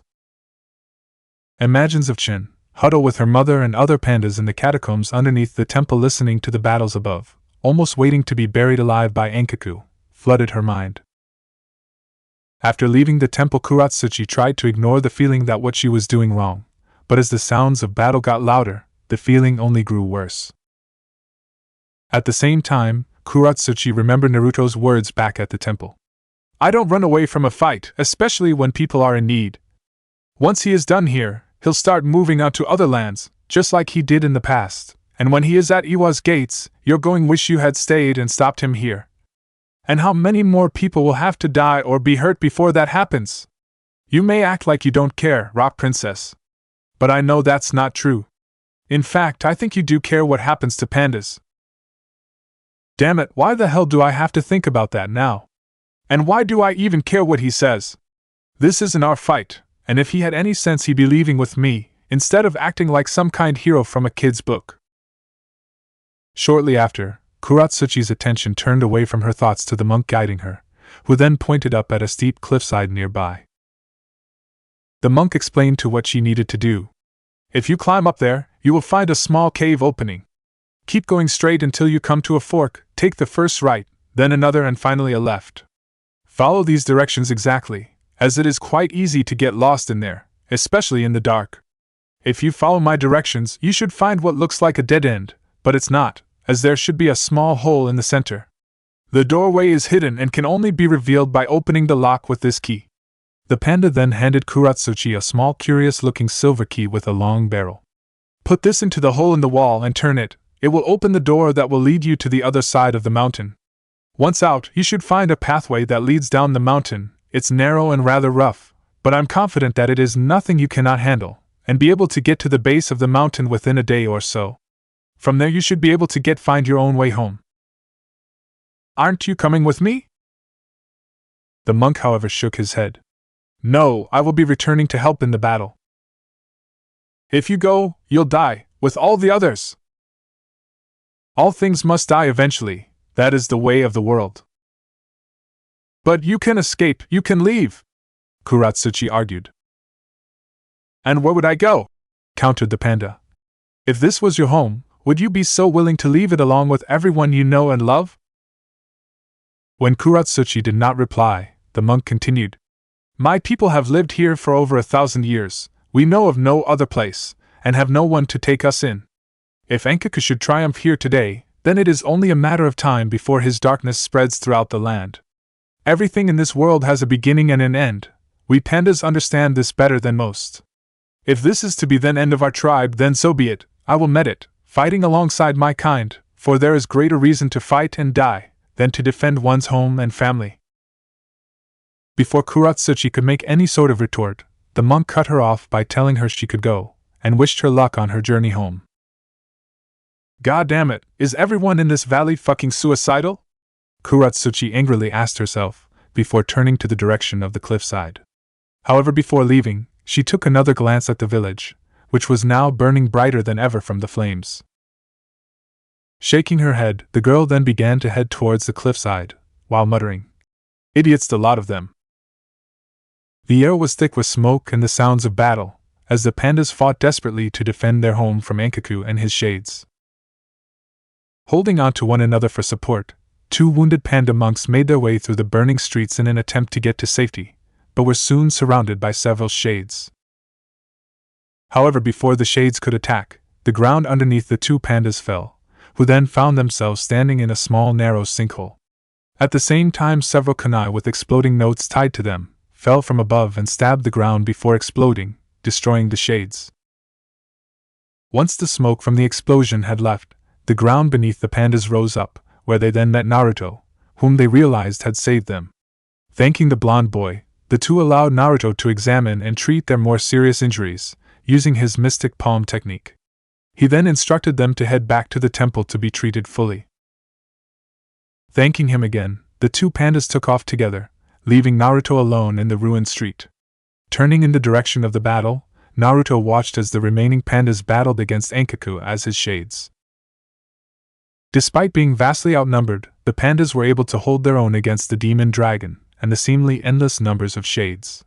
However, as the battle dragged on, the pandas found themselves being slowly pushed back. From where he stood, Naruto watched as one of the guardians, a female panda, spit out a massive stream of intense flames that engulfed the demon dragon in a veritable sea of flames.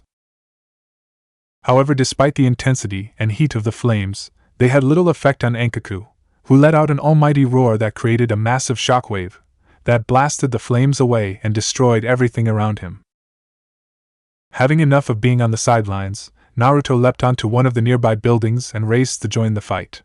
Creating several shadow clones of himself, Naruto signaled several of his clones to create a giant earth wall, and they used his inhuman strength to shatter the wall, sending large chunks of debris speeding toward Enkaku, which then exploded upon contacted the black dragon, thanks to several explode notes that his clones stuck on when they created the earth wall. Annoyed by the attack, Enkaku turned to Naruto's direction and let loose a powerful stream of blue fire. Before the flames could hit, one of the clones grabbed hold of Naruto and threw him out of the path of the flames, which destroyed all the clones and the building they were standing on in an instant, leaving only a large crater in its wake.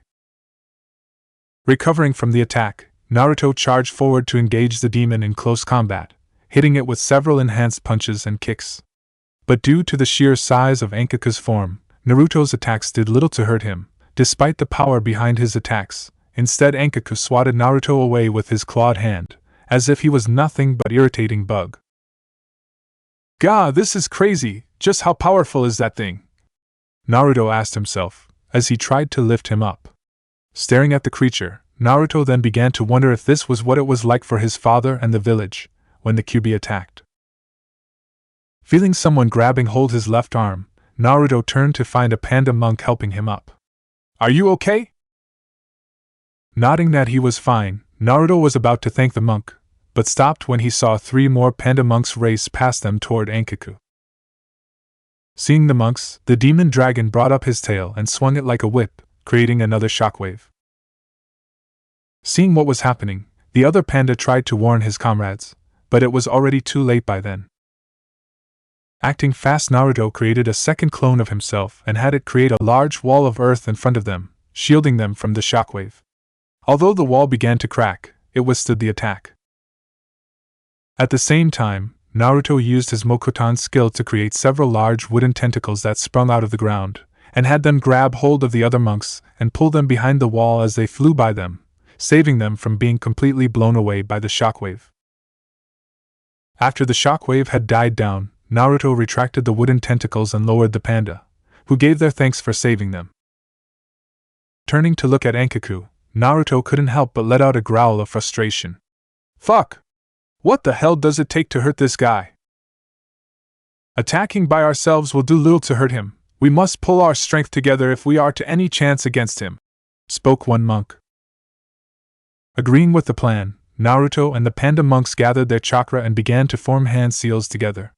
When they finished, they spat out several long streams of water, which combined together to form into a giant spinning vortex of water, which crashed right into the dragon's head, causing him to roar out in pain and stumble back. Seeing the effect of their attack, Naruto and the other pandas cheered at their success at finally hurting the creature. However, their jubilation was short-lived, as Enkaku reared his head back and roared furiously at the group that had hurt him. "Insignificant worms, BBUURNN!" Inhaling deeply, Enkaku prepared to fire another one of his fire blasts, but was stopped when he was struck in the head by something, sending his head back sideways. Before he could even begin to wonder what had happened, the demon found himself being attacked by a small figure that proceeded to hit him with a series of powerful blows to the head, knocking his head back and forth. Having enough of the attacks, Enkaku flung his head forward and pushed the figure back, who then landed on the rooftop of a nearby building that had somehow remained standing thus far. It was then that Enkaku finally recognized Shin as his attacker. Growling furiously at the panda, the demon spat out a massive stream of blue fire that destroyed anything that stood in its path between it and Shin. Raising his bamboo staff up, Shin waited for the flames come closer. Then, to the amazement of everyone watching, he swung his staff downward and cut the stream of fire in two, where it then immediately dissipated. After negating Enkaku's attack, Shin saw Enkaku moving towards him, intending to devour him whole. Shin, however, was ready, and once the dragon was close enough, he leapt forward and struck the demon with a powerful blow to the head with his staff, causing the demon to rear back his head in pain. Shin then followed up with another series of powerful staff strikes to the head, each one strong than the last. He then leaped up into the air once more, using Enkaku's own head as springboard, and struck him with devastating downward strike that sent the dragon crashing to the ground, while he landed gracefully onto the same rooftop he had been on before. Moments later, a loud cry erupted throughout the village, as every panda watching cheered at what Chin had just done. The only person that didn't seem to be cheering was Naruto, who just stood in stun awe. Holy crap, it took all of us combined just to annoy that thing, yet Chin floors him single-handedly. I knew he was strong, but this? Well, it's not surprising if you think about it, answered one of the panda monks, after hearing what Naruto had said. Chin-sama is the leader of the Guardians after all, and only the strongest of them can lead them. In fact, Chin-sama is arguably the strongest fighter in the valley, second only to Zien-sama himself. At hearing this, turned and gawked at Chin. Shit! Rock Princess and me really stood no chance against him. We didn't have a clue. It was then that Naruto noticed that Chin wasn't joining his comrades in their celebration's somber look. Realizing what that meant, Naruto could unthink. Oh shit!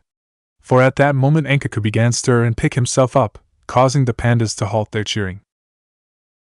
Glaring at Chin, Enkaku snarled savagely. His glow-blue eyes were ablaze with rage. He began to open his mouth and prepared to unleash his blue flames, but was stopped by giant rock fists that hit him square in the mouth, sending him crashing out the village. It was then that Naruto finally took notice of the giant rock golem walking through the village. The golem was massive, towering over all the buildings of the village, and seemed to be almost as tall as Enkaku himself. Riding atop the right should, Naruto could just about make out one of Guardians, a female panda carrying a large kanabo club on her shoulder. Once again the pandas cheered wildly at another Guardian arriving and beating Enkaku back. Yo Chin, sorry I'm late. As you can imagine, it took a while to form this guy out of the mountain base. The female Guardian shouted up from her golem. No apologizes needed, Shu. In fact your time was perfect. You've succeeded in driving Enkaku out of the village. Chin shouted back.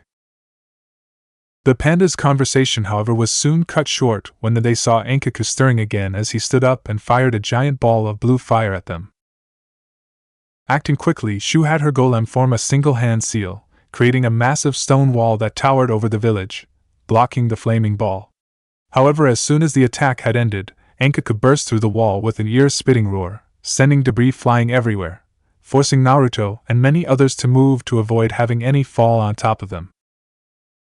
Shu immediately had her golem incept the demon dragon, where a battle from dominance began between the two, each one trying to push the other back. At first it looked like the two were evenly matched, but slowly Shu's golem started to push Enkaku back. Eventually it grabbed hold of him and threw him back out the village, but just as it did, Enkaku brought up his tail and with powerful swing crushing its left side, causing the golem to fall and collapse. Fortunately though, Shu was able to jump off the golem before it fell and landed on the ground safely, where she quickly rejoined her brethren. Recovering from being thrown, Enkaku prepared to attack again, only to be stopped by a massive wall of fire which sprung up in front of him out of nowhere. From his position on the outer edge of the village, Naruto watched as the wall of fire surrounded Enkaku and closed in on him from all sides, forming into a massive spinning vortex, trapping Enkaku inside. Not far from where he was, Naruto could see the same female he had saw earlier, controlling the fire vortex and maintaining it. But despite her best efforts, the vortex did not last long as Enkaku unleashed a powerful blast of dark chakra from his body, blowing the flames away. Struggling to hold their ground from shockwave that Enkaku created, Naruto and the pandas channeled their chakra to their feet, keeping them from being blown away. After the shockwave ended, Enkaku sent a new wave of shades, which sprung right out of his body and raced straight for the defenders. Seeing this, Naruto and the pandas readied themselves to fight but stopped when Chin reappeared in front of them and began to form several hands seal. Then they inhaled deeply and spat out a massive spinning wind drill that tore through the mass of shades like paper and hit the black demon square in the head, with such force that it sent Enkaku flying backwards. At the same time, the female fire guardian spat out a giant flaming ball that equaled the size of Enkaku's head and fired it into the air. The ball then exploded into 1,000 small flaming balls, which rained down on the fallen demon dragon, leveling everything around it in a series of massive explosions. Before the smoke from the explosions could dissipate by itself, a loud roar emanated from the cloud of smoke, blowing it away, revealing Enkaku standing up at full height, unhurt. "Oh come on, even after that assault he's still standing up?" shouted Naruto his disbelief, where he then watched Enkaku open his mouth wide. Expecting it to be another powerful fire breath attack, Naruto and the other pandas worked together to create giant earth wall in front of the village. However, instead of blue flames, the demon fired a powerful blast of dark energy which blasted right through the wall and shattered it, destroying much of what was left of the village and sending debris flying everywhere, which would have crushed Naruto and many of the defenders, who were recovering from being caught in the destruction of the wall, had it not been for a large earth dome forming around them, shielding them from harm. When the dome fell, several of the pandas immediately began to thank him for saving them. However, to their surprise, Naruto denied do so, stating that the dome had already sprung before he could even attempt to do the same thing. Before the group could even begin to wonder who had saved them, a wave of shades raced towards the group. But before they could defend themselves, a wall of fire sprung up from the ground right in front of them, destroying most of the shades. The remaining other shades were then quickly dealt with after being struck by a familiar gray substances that hit in quick succession.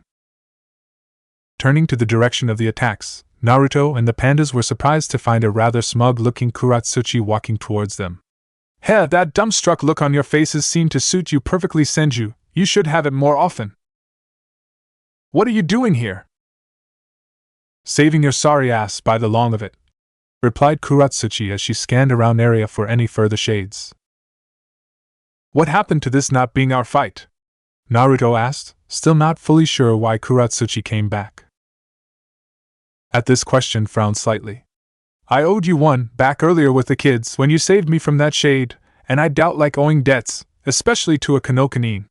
Plus you made a point earlier back at the temple, if this thing takes over the valley, it's only a matter of time before it starts attacking elsewhere.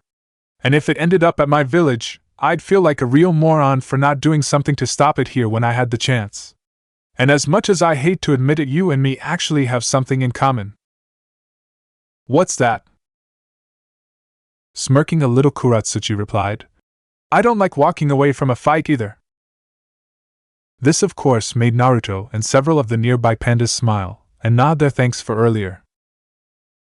Any further conversations between the two teens was however cut short by a sudden explosion of several massive sprouts of water bursting out of the ground like giant geysers. Like giant snakes, the water sprouts turned and struck Enkaku with incredible force, but despite the immense weight and power of the attacks, they did little to harm the demon dragon and simple collapse to the ground. However, as the attacks ended, the water that made up the water sprouts sprung back up and formed around Enkaku into a giant sphere of water, trapping the black demon inside, preventing him from moving. Moments later, Naruto and the others could hear the distant roar of thunder echoing throughout the valley, right before a bolt of lightning flashed across the sky and struck the giant water sphere, electrocuting the demon dragon inside. Looking up, Naruto and the others could see Shan hovering in the sky, forming hand seals, after which several more large bolts of lightning struck sphere with tremendous force. As he was being electrocuted inside the giant ball of water, Enkaku's roars of pain to be heard throughout the valley, causing many to cover their ears from the sheer loudness of the roar. Raising his hands above his head, Shan then began to form a giant ball of lightning. The ball then continued to grow until it was the size of a large house, after which Shan then flung the lightning ball at the water sphere. See. When the two balls collided, they exploded, covering much of the surrounding area in a thick electrified mist, blocking everyone's view of Enkaku. Fearing that Enkaku may spring out of the mist at any moment, nobody dared move, and kept their guard up, ready to respond at a slightest sign of danger. The air filled with electricity from the previous attack, causing the hairs on everyone's body to stand up on edge. Eventually the mist slowly began to fade, until finally it revealed Enkaku lying in the middle of a large crater, unmoving, with his eyes closed. Seeing the demon dragon lying motionless in the crater, nobody dared move and just stared at the seemingly unconscious demon. But after several very intense minutes, without the slightest sign of aggression, one panda spoke up. "Is he dead?" "Maybe he's unconscious," said another panda. "He could be badly hurt. You saw that last attack. No way he didn't take any damage," spoke a different panda. "Still, he's not moving," replied the first panda. after which excited murmurs began to spread throughout the defender. Many even began to shout out that they had defeated Ankaku, causing excited cheers among the group. However, not everyone was cheering at their assumed victory over the demon dragon. Others like Naruto, Kuratsuchi, and the 5 guardians remained wary. Naruto especially was having a strange sense of déjà vu, as the situation reminded him far too much the incident in the Forest of Death, back in the Chunin exam. Like then it seemed as if they had won, but after his battle with Orochimaru, Naruto learned to be wary of any assumed victory over a more powerful enemies. Sensing Naruto's uneasiness, Kuratsuchi also remained vigil, despite the appearance of their victory. As if sensing the other's wariness, Ankaku's eyes suddenly opened, halting the defenders' cheers of victory, and confirming Naruto's and the others' worst fears. Standing up, Ankaku then began to roar up into the sky. At first the defenders thought he was preparing to attack again, and ready to defend themselves. But instead he stayed where he was and continued to roar, as if calling for something. Before anyone could even begin to question the demon's actions, all the remaining shades in the village flew up into the air and began gather above the village, form into a massive swarm. Realizing what Ankaku was planning, Shin shouted for all the defenders to evacuate the village. Creating some shadow clones, Naruto ordered them pick up any wounded pandas they found that could not walk and carry them. They were then joined by Kuratsuchi and several other pandas, who assisted him in carrying the injured. Before long, the last of the shades joined with the swarm above the village, after which Ankaku then let out one final roar, as if to signal the shades, who then raced down to the ground in like a bolt of lightning. Seeing this, Naruto, who was carrying an unconscious monk, shouted out to Kuratsuchi and a few pandas, who were right behind him, to hurry up. Within seconds the swarm of shades crashed right into the center of village, creating a massive shockwave that leveled the village completely, and blasted anyone nearby away, leaving only a mushroom-like cloud of dust and a giant crater in its wake. Soon after the attack, Naruto emerged from underneath a large pile of dirt that fell over him after the blast. Helping the panda he had been carrying up, Naruto began to look around for any other survivors and soon saw others pulling themselves out from underneath the dirt that had covered him. As he looked around, he realized he could not see Kuratsuchi, who had been right behind him, just before the shockwave hit them. Handing the injured panda he had been carried to a clone he had created, Naruto began to search for the Iwa Kunoichi and any other survivors. "Hey Rock Princess, can you hear me?" He repeatedly called out to her several times, but after hearing no reply each time, he started to get worried and then yelled, "Hey Kuratsuchi, where are you?" This time he did get a response, in the form of a loud groan, after which a hand sprung out of a nearby mound of dirt. Running over to the mound of dirt, Naruto grabbed hold of the hand and pulled out a barely conscious Kuratsuchi, along with an unconscious panda monk whom she had been carrying. "You okay?" "I feel like just went 10 rounds with Dad in a taijutsu spar and my head feels like it's about to split in two from this mountain-size headache I have. But other than that, I'm just peachy," grumbled the girl as she brought her right hand over her head and grimaced in pain. Smiling at her response, Naruto moved over to examine the unconscious panda that she had been carrying, figuring that if Kuratsuchi could complain she was in no life-threatening danger. Glancing at her, Naruto said, "So are you glad you stayed?" "Oh yeah, I just loved getting nearly killed by an overgrown demonic lizards," she replied sarcastically. "And if I do somehow survive this mess and get back home, I'm going to get my head examined, since I was clearly out of my mind from even coming back here. Or maybe, there's a soft spot deep inside that heart of stone of yours. Maybe I was right about you actually caring what happens to the pandas. I told you before I'm a pretty good judge of character, which was why I confronted you at the temple. I'd hoped that my words would sink in and help you get over your stubbornness. Guess it worked." Smirking, Naruto went back to examining the injured panda, missing the rather irritated look on Kuratsuchi's face, whom seemed to be seriously contemplating the idea of killing Naruto, but eventually decided not to, for now at least. While examining the unconscious panda, Naruto then heard Kuratsuchi ask, "Why isn't he attacking?" Looking in the direction that the Iwa Kunoichi was staring at, Naruto could see that Ankaku, who was standing on the opposite far end of the crater, had yet to make any move against them. I don't know, I guess maybe taking all those attacks did some damage after all. He might not be able to attack yet. Which is why we should all return to the temple as soon as possible, before he regains his strength, said a familiar voice. Turning, the two then saw a very worn-out-looking Chen slowly walking towards them, while holding an injured arm. Chen, you're okay! Naruto called out with a look of relief, at seeing the leader of the Guardians. Just about, replied the panda monk with a tired-looking smile. He then saw Naruto staring at his arm, but raised his uninjured arm to stop Naruto from going to him, stating that he was fine. I'm glad to see that you are alright, both of you. At which point Chen turned Kuratsuchi. Although I'll admit, I am surprised to see you here, Kuratsuchi-san, given how last I heard you were making your way back to your own village.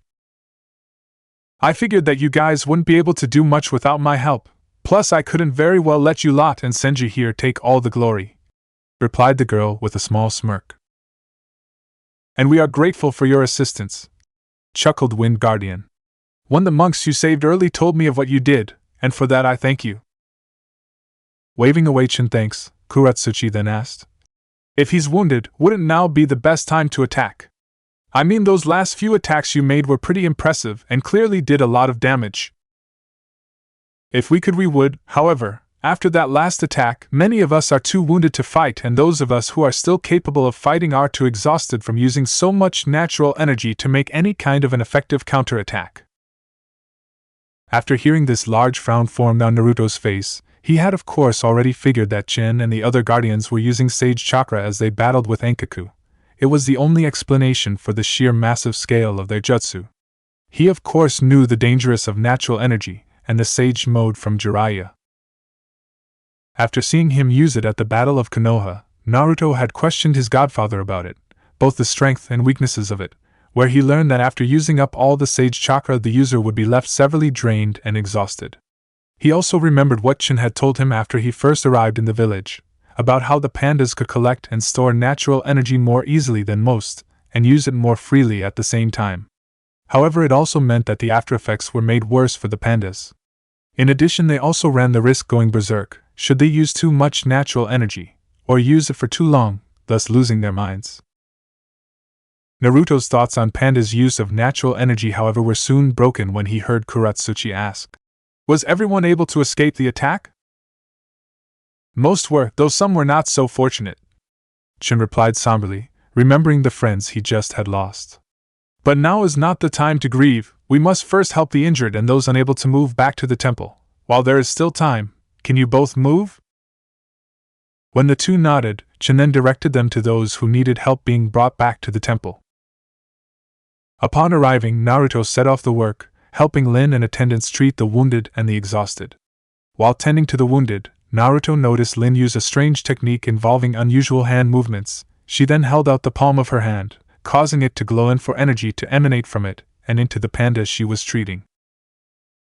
This was not the first time Naruto had seen this technique, as he had seen it before back when he was first arrived at the temple, where he saw a panda monk use the same technique to bring a dying bush back to life. At first he had thought it was a Mokutan Jutsu, but quickly realized it wasn't. When Naruto asked Lin about the technique she used, she explained that the technique was called the Shizenryuryo no Jutsu, the natural flow technique. It was a special technique that pandas had created, that only they or a true master of senjutsu could use. By using their mastery and control over natural energy, they could manipulate it and use it to accelerate healing, capable of bringing a person back from the brink of death and allow for immediate recovery from chakra exhaustion. The technique also had the benefit of enhancing a person's power, depending on the amount of people that send their energy to that person. Before Naruto could question her further on the technique, he was called over by Kuratsuchi, who informed him that Chen wanted to speak to them on his battle plan. Not long after, a familiar roar was heard throughout the valley, signaling that the demon Enkaku and recovered his strength. Rallying the remaining guardians and defenders, Chen positioned them in front of the temple, acting as a last line of defense, while sending those who could not fight down to the catacombs with the non-combatants. He and the other guardians then stood several feet in front of the defenders, who waited for Chen to give the signal. Before long, Enkaku appeared before the temple and wasted no time in attacking by breathing out a massive stream of blue fire. "Now!" shouted Chin. Working together, Kuratsuchi, Naruto, and several other pandas created a giant wall of earth right underneath Chin and the Guardians, protecting both the defenders and the temple from the flames.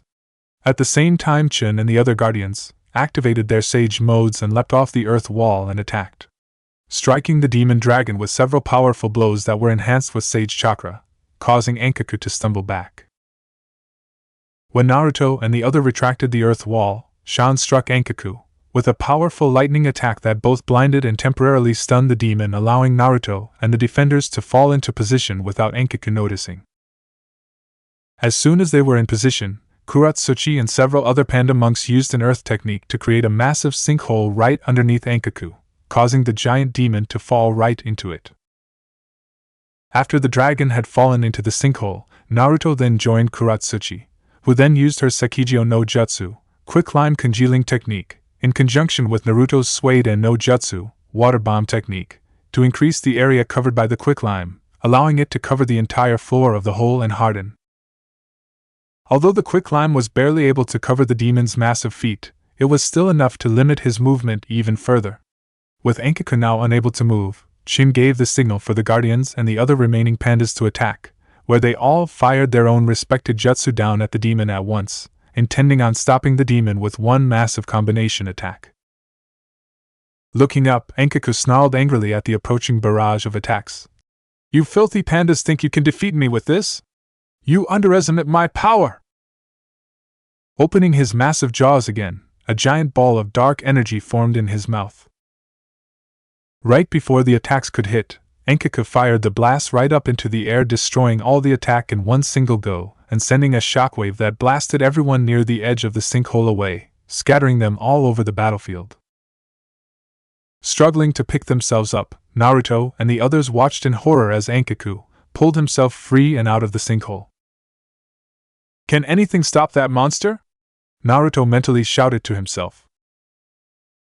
After freeing himself from the hole, Enkaku began to make his way towards the temple, recovering before everyone else. Two of the Guardians attempted to stop the demon dragon by placing themselves in between the demon and the temple. But before they could initiate any sort of attack, Enkaku sent them flying with a powerful flick of his massive tail. "And then no WW, I will reclaim what was stolen from me," snarled Enkaku, as he opened his mouth once more, forming another dark ball of energy, which started to grow in size. "He's going to destroy the temple!" shouted Kuratsuchi. "Don't let him fire!" Chin roared, rallying all those who could still fight. However, before any of those who still had the strength to fight could attack, a small wave of shades rose from Enkaku's body. Though their numbers were much smaller than the previous hosts, there was still enough to keep the defenders busy and keep them from attacking Enkaku, as he gathered more and more dark energy until the energy ball was almost as big as him. Watching Enkaku preparing to fire, Naruto struggled to fight his way through the wave of shades, trying to get close enough to attack. "Shit! If he fires that, he'll destroy not only the temple, but everyone hiding in the catacombs as well." "Damn it, these things are persisted!"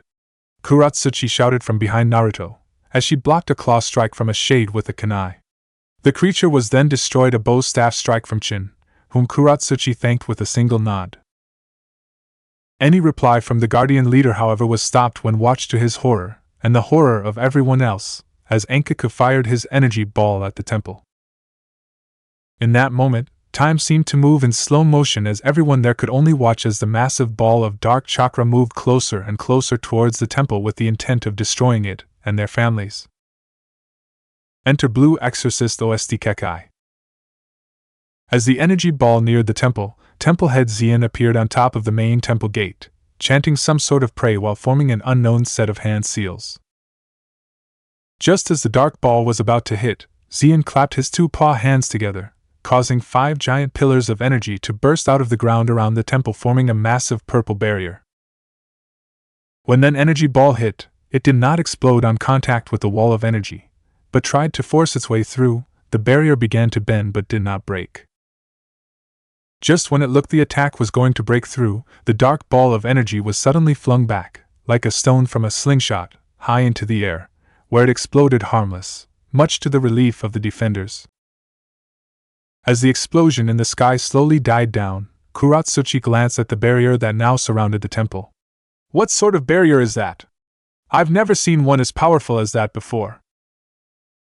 It is called the Danko Onmyo Barrier, Adamant Yin-Yang Barrier, answered Chin, who, like Kuratsuchi and others, was marveling the strength of the barrier. I've heard stories of it, but this is the first time I've ever seen it with my own eyes. It is the strongest barrier technique that my people possess, and can only be used by the head of the Jade Temple. According to legend, the barrier is said to be practically impenetrable by any sort of attack. Under normal circumstances, Kuratsuchi might have scoffed after hearing Chin calling the barrier impenetrable, and chalk it up as overhype. But after seeing it block an attack that could level an entire shinobi village in one blast, she was beginning to think that Chin might be right. I doubt even Gramps Jintan, Dust Release, could break through it, and I've seen him use it to level an entire mountaintop once. Guess here, the title of Temple Head is the same as Kage for us. Angered and confused after seeing his attack being repulsed by Xian's barrier, Enkaku unleashed a scourging blaze of blue flames on the barrier. But despite the ferocity of his flames, the barrier held, without any sign of weakening. Shortly after, Chen and the defenders broke through the shard's remnants and began attacking Enkaku directly. The battle raged for several minutes, during which Naruto saw a large boulder-sized piece of flying debris hurtling towards Chin, whom remained unaware of it. With no time to warn the guardian leader of the approaching object, Naruto used his vine whip technique to wrap his vines around the surprised panda monk back to him, away from the falling debris. After seeing the large mound of earth land on the spot that he had just been occupying, only moments ago, a grateful Chin turned to the young blonde. It would seem, as the saying goes, I owe you one, Naruto-san. Consider us even. Naruto smiled. Before the panda could respond, a familiar voice shouted out his name. When he and Naruto turned in the direction of the voice, they saw Lin running towards them, carrying what looked to be a large stone jar that was almost as big as her, with several sealing notes stuck on it. Lin, what are you doing out here? You should be back at the temple tending to the wounded, said Chin. Master Xian allowed me and some of my attendants out of the barrier to attend to the wounded, who need us more than the ones back at the temple, Lin rebuked. He also sent me here to give you this. She then placed the stone jar on the ground in front of Naruto and Chin. The sealing jar. Then it is ready? Yes, Master Xian was able to finish the ritual for the sealing jar just before Enkaku tried to destroy the temple. But he obviously cannot seal Enkaku, while also maintaining the barrier, and if he brings the barrier down, then the temple will become vulnerable to Enkaku. Chin, you're the only one, other than Master Xian, who knows the sealing technique. Nodding, Chin then replied, Very well, if I'm to do the sealing, I need time to prepare and inform the other guardians and get everyone into position. I'll need everyone's help if we're to successes. I've already set some of my attendants to inform the other guardians. They will make sure that everyone is in position. Nodding again, Chin then brought his hands together and started gathering more natural energy for the sealing technique. While he was doing that, the remaining guardians and pandas fell back and surrounded the demon. Seeing this, Enkaku immediately became suspicious of their actions. What are those filthy pandas up to this time? It was only when he saw Chin gathering natural energy with the sealing jar next to him that he realized what they were up to. No! They're planning to seal me up again. He mentally realized before turning to Chin's direction and shouting, I won't let you! However, before he could reach the guardian leader, several massive earth pillars appeared out of the ground around Enkaku, pinning him between them. Following the earth pillars, a surge of lightning was sent right into his body, courtesy of Shan, who continued to send more and more lightning from his hands, keeping Enkaku from moving. At the same time, Kuratsuchi assisted in the attack by fire several large blobs of quicklime at Enkaku's feet, where the water guardian added his water to spread the quickly further around Enkaku's feet, while the fire guardian added her fire to harden more quickly. A number of other pandas added their support by summoning several long metal chains with sealing tags stuck on them and wrapped them around the demon's leg and other parts of his body, holding him in place, while the rest grabbed hold of the end of the chains to help keep Enkaku from moving. Naruto also lent his support by using his Mokutan, creating several wooden tentacles that sprung out of the ground and wrapped themselves around Enkaku's two front legs. After gathering enough natural energy, Chen then opened his eyes and began forming hand seals. When he finished, chakra began to surround him, becoming so strong that it was visible to the naked eye. A strong wind then began to blow around him, causing Naruto's coat to pick up and begin flapping. Knowing what was coming, Enkaku struggled even harder to break, but it was no use as the defenders would not let him go. The next thing Enkaku saw was Chen bringing both his hands forward and shouting, "Akuma Shiroha, Demon Sealing Wave!" After which a giant green whirlwind of energy erupted from Chen's hands and enveloped Enkaku. Unbelievable, thought Naruto, as watched Chen's attack swallow Enkaku up whole, while struggling to keep himself from being blown away by the wind created from the attack. The attack then formed into a massive swirling vortex of energy, sucking up anything nearby. Trapped inside, Enkaku's physical form was shredded into pieces, losing all solidify inside the vortex, leaving only his fluid chakra form, preventing himself from escaping. With the preparations ready, Chen signaled to Lin to open the jar. He then formed one final hand seals, causing the vortex to bend and be sucked into the jar. But just before the sealing technique could be finished, the last of Enkaku's shades, which had remained hidden till this point, appeared from the ground. Sensing the creature, Lin turned to its direct threw several Samban needles at it, but the shade easily avoided the needles using its phasing ability.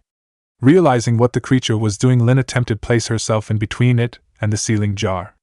However, the shade moved too quickly to intercept in time and struck the jar with its clawed hand, causing a large crack.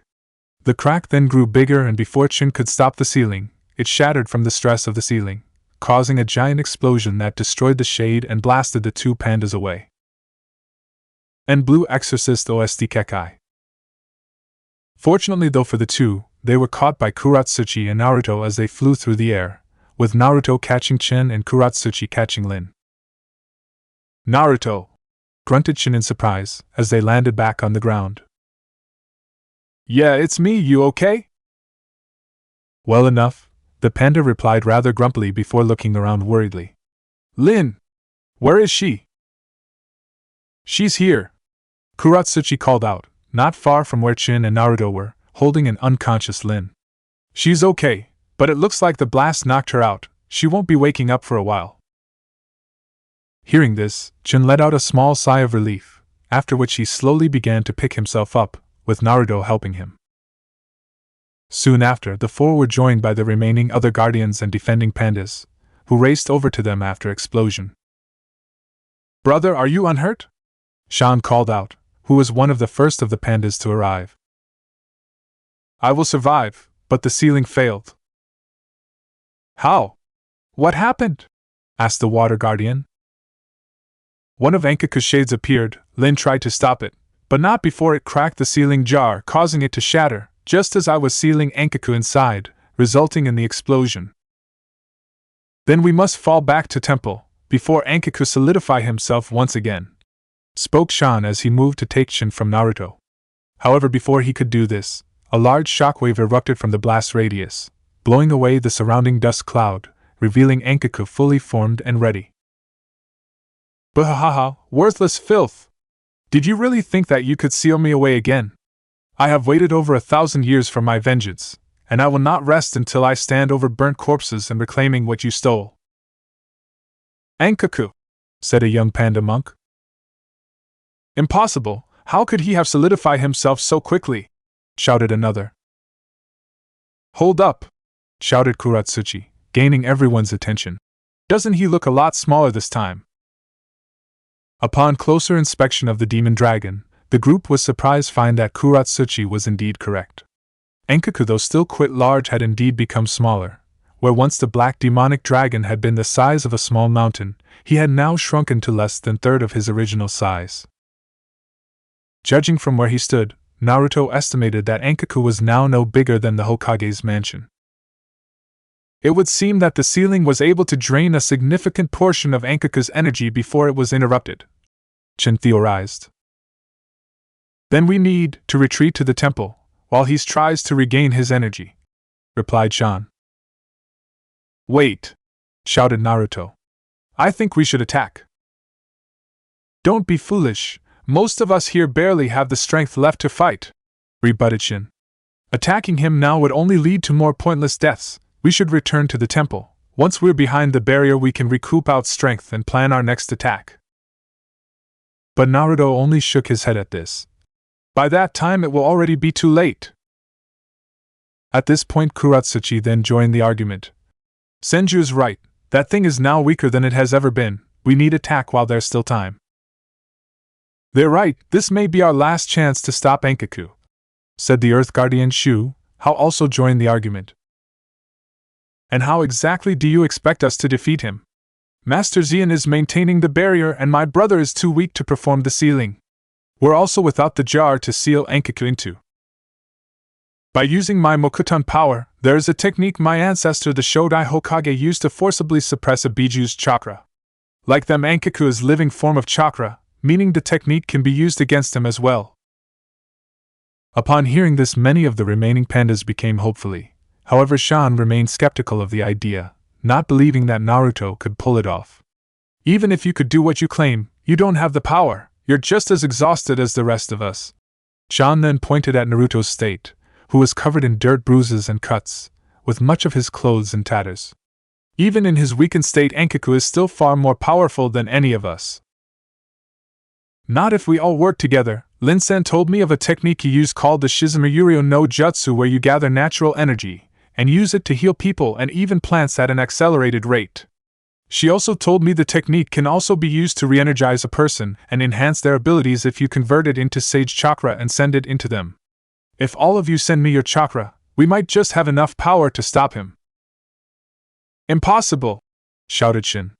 Even if we sent you the energy, you don't have the training or skill needed to control the natural energy, let alone turn it into sage chakra and control it. What would happen if tried absorbing this natural energy? Kuratsuchi asked, given how this was the first time he had ever heard of this type of chakra before. Without the right training, he would turn into a tree, answered the Earth Guardian, surprising Kuratsuchi. 6. Not if I act as a conduit for him, spoke up Chin. When you send the natural energy, I would absorb it and convert it into sage chakra, then send it into Naruto-san and help him control when it is inside his body. Brother, that insanity! Even if you were able to do all that without being overwhelmed by the natural energy we send you, you wouldn't able to maintain the necessary concentration for it for long. Shin argued. You could both end up being killed. It's worth the risk. Naruto-san is right. It is our all chance. And what of Enkaku? Said the Fire Guardian. It won't take him long to realize what we're doing, and we will not be able to defend yourself when using the natural flow technique. We'd be completely helpless. Leave the overgrown lizard to me, I'll keep busy, answered Kuratsuchi. You actually think keep him occupied long enough? Naruto asked. I'm pretty good at pissing people off. Just ask my Gramps. I piss him off on a daily basis. Chuckling at this, Naruto replied. And here I thought we had hardly anything in common. Maybe we're more alike than I thought. At this, Kuratsuchi stuck out her tongue in mocking look of disgust. Now you're just being insulting. Seeing that everyone was agreeing to the plan, and despite his misgivings about its chances of success, Shan still offered his own suggestion. If we're truly going to do this, then I suggest that we send more than just one little girl to distract Enkaku while we prepare. Agreed, nodded Chin, after which he had 2 panda monks join Kuratsuchi, who accepted, though was somewhat insulted when Shan referred to her as a little girl. She was also mildly annoyed at the lack of faith in her abilities, but realized her chances of success, not to mention survival, would go up a lot more with some backup. With everyone knowing what to do, Kuratsuchi, Naruto, Chen and the 2 pandas raced toward Enkaku, while everyone else brought their hands together, as if to mediate it, and began gathering as much sage chakra as they could and prepared for what would be the conclusion of this battle, win or lose. As Naruto and the others raced towards the demon, Enkaku fired several blasts of blue fire at the group in an attempt to keep them at bay until he regained all his lost energy. Working together, the 2 panda monks sent with Kuratsuchi preformed a water-wind combo jutsu to block the fire blasts, creating a cloud of steam around the group. Using the steam as cover, Naruto created 2 wood clones of himself and had them flank the demon dragon on both sides and wait for his signal. At the same time, Kuratsuchi and the 2 panda monks attacked them demon. The first monk used his remaining sage chakra to spit out a giant stream of water from his mouth. Kuratsuchi then supported this by unleashing a large stream of fire from her own mouth, superheating the water to the point that it was boiling, and burned the black dragon, causing him to howl in rage and pain. When the attack finally died down, the second monk maneuvered himself underneath the dragon and used a powerful wind-cutting technique to make several deep cuts in his underbelly. However, as he made his way out from underneath the black demon, he did not see Enkaku's tail until it was too late. The tail swung with such force and speed that it sliced the panda clean in 2, severing his lower body from his upper body. Before either Kuratsuchi or the other panda monk could even respond to the sudden death of their comrade, Enkaku unleashed a shower of black spikes that sprung out of his body and scattered themselves all around Enkaku. Acting quickly, Kuratsuchi raised a half-earth dome around herself, shielding her from the spikes. The panda monk accompanying her was not as lucky as he was impaled by several spikes. Turning his head towards Kuratsuchi, who was looking at him through an opening she had made in the dome, Enkaku opened his mouth and began gathering dark chakra, with the intent of eliminating the Iwa Kunoichi once and for all. But before he could finish gathering energy, several dozen large wooden tentacles sprung out of the ground around him. Surprised by this, Enkaku halted his attack and glanced around his surroundings and noticed the 2 Naruto clones, whom Naruto had set out earlier to flank him, controlling the wooden tentacles. Enter Campione! Oestyogan no Ken, Golden Sword. Within seconds of springing out of the ground, the wooden tentacles wrapped themselves around the demon dragon, restraining him. At the same time, Naruto jumped out of the fading steam cloud, where Naruto held out the palm of his hand out, with the kanji mark for sit on it. He then touched Enkaku's skin and jumped back as far as he could. As he jumped away, Naruto drew out a long line of dark chakra from the demon, connecting the 2 together. Naruto then placed his left hand on the ground, where 10 large wooden pillars appeared out of the ground with spikes facing inward around Enkaku, surrounding the demon on all sides. What sort of technique is this? Enkaku roared in confusion. As the pillars emerged from the ground, Shin then appeared behind Naruto and placed one hand on the middle of Naruto's back, and then shouted out, "Now!" Upon hearing Chen's cry, the pandas then brought their palms of their hands out forward, which began to glow, and sent the natural energy towards Chin, who in turn extended his remaining free hand forward, which also began to glow and began absorbing the natural energy and converting it into sage chakra before sending it into Naruto, who could feel the chakra flowing throughout his entire body. Is this sage chakra? Naruto thought in wonderment as his whole body felt as light as a feather, and could sense everyone around him, like some sort of sixth sense. It's incredible. I never felt anything like it.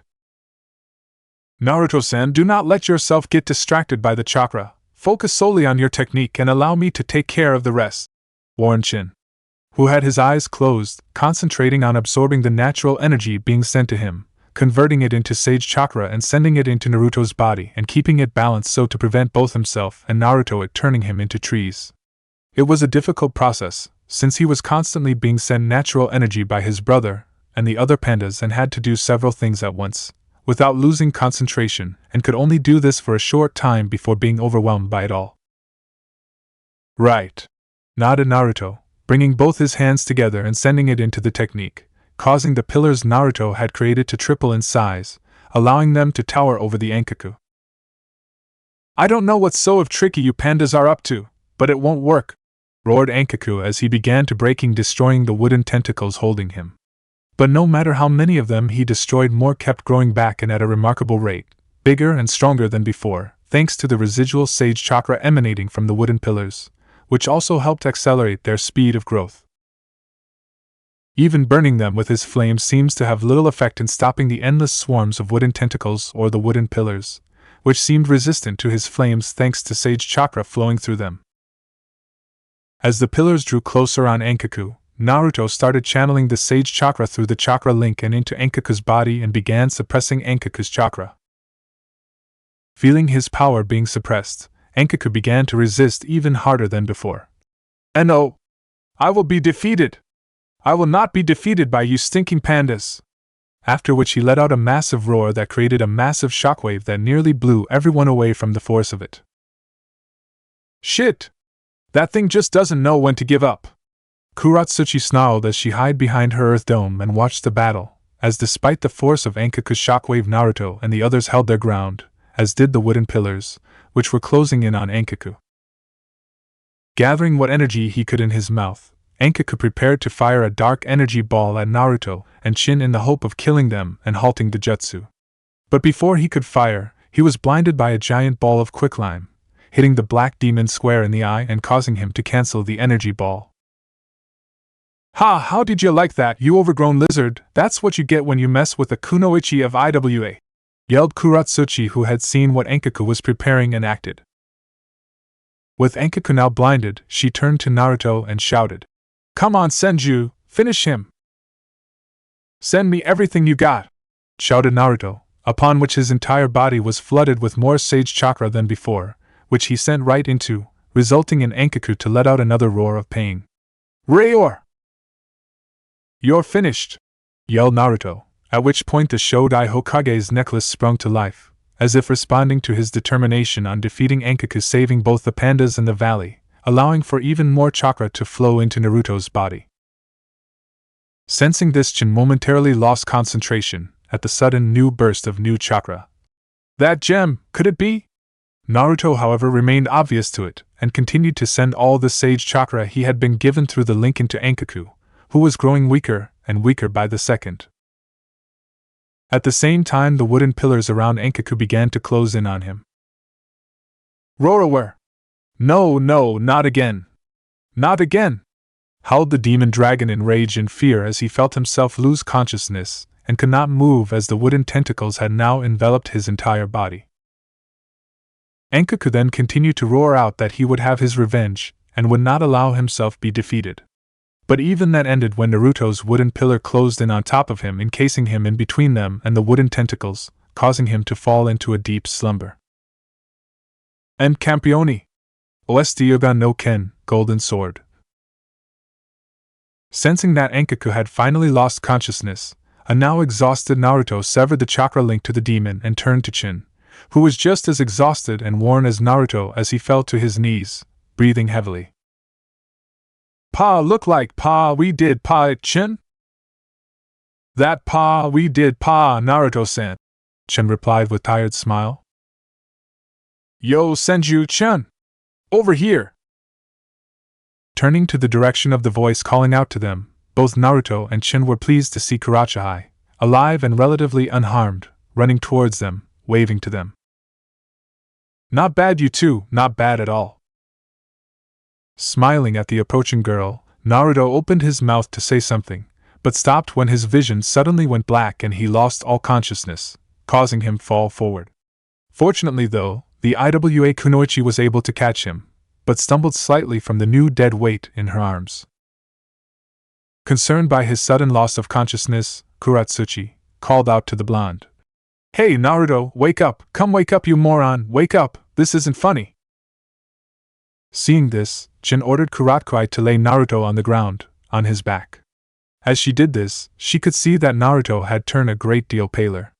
Shortly after, they were then joined by Shan and the remaining other pandas, who raced over to them after seeing Ankaku being defeated. Lin, who had woken just in time to see Ankaku being defeated, moved over to Naruto and used the Mystic Hand technique to heal him.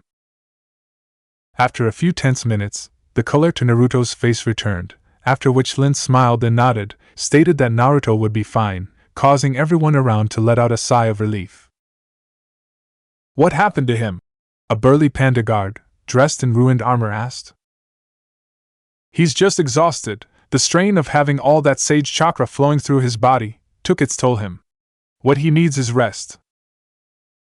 And rest he will, he has certainly earned it," spoke Xian, who made his way over to the large group, accompanied by 2 more panda guards. Upon seeing the temple head, Jin slowly stood up.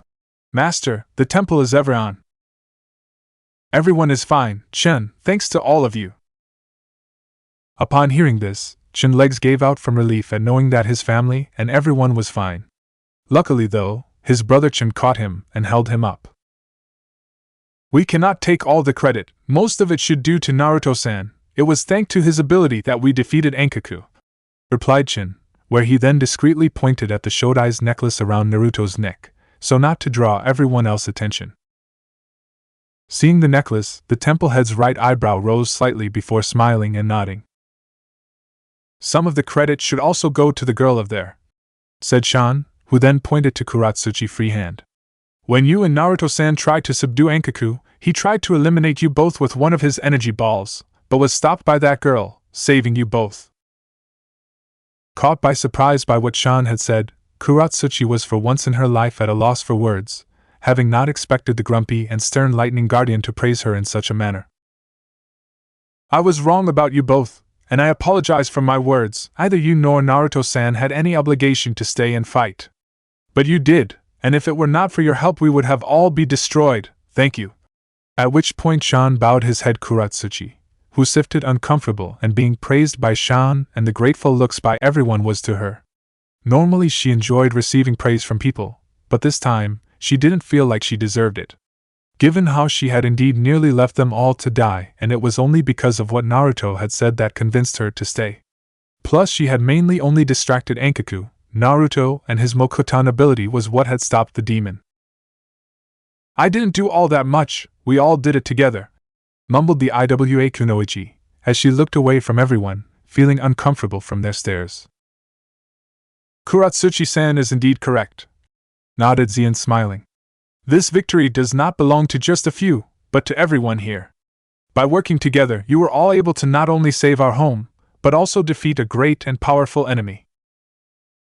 It was that moment, when Master said this, that the dark storm clouds, which had appeared when Enkaku awoken and covered the sky, now began to part, allowing the sun to shine through, filling the valley with light.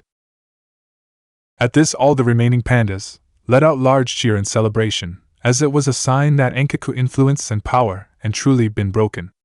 After which several panda monks picked up the Naruto, and carried the boy, whom they declared the hero of the Valley of the Wind, and carried back to the temple. He was then joined by Kuratsuchi, was also lifted by 2 panda guards, whom also declared Kuratuchi a hero of the valley. Kuratsuchi of course resisted at first, telling the 2 pandas to let her down. But seeing how they ignored her complaints, she decided to drop it and enjoy the moment while it lasted, as she was too tired to argue.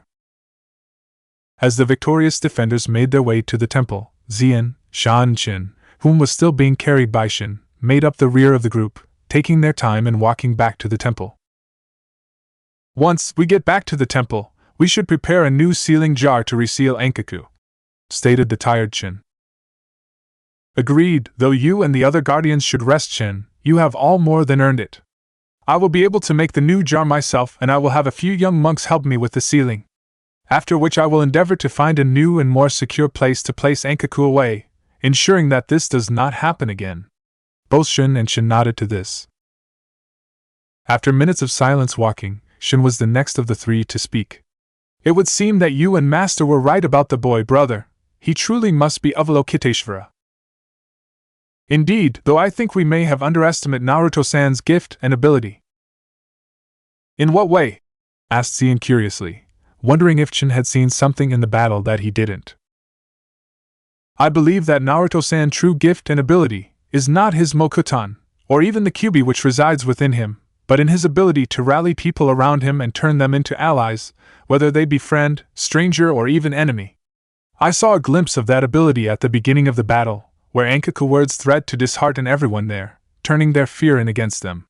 But Naruto stood up him, giving those around hope and prevented Enkaku's words from turning their fear into despair. He also turned Kuratsuchi-san, a known enemy from a rival village, into an ally, who even saved his life, and helped in the defeat of Enkaku. He was also the one who got us to work together to defeat Enkaku. I believe it will be his ability to rally people around him and unite them, which will help decide the fate of the great war to come. Hummed Zien in deep thought. An interesting thought, Chun, you might just be right. Hashirama himself had certain effect as well, in gathering allies and followers around him, though not quite at the same level as you described with Naruto-san. We'll have to monitor Naruto-san more closely from now on, to see if you are indeed correct. Nodding again, the two brothers then continued on back to the temple to join the celebrations. 2 days later. Any luck, Shikamaru? Choji asked his friend, having just returned from his latest search of Naruto. Unfortunately, his hope in his friend having better luck in finding Naruto was met with disappointment as the young Nara heir shook his head, stating that his search was just as fruitless. They had now entered their 7th day in their search for Naruto, with still no sign of him.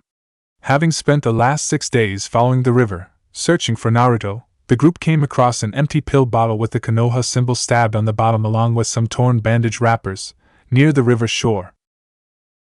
Immediately the group concluded that after pulling himself out of the river, Naruto had rested and treated himself there, before moving on.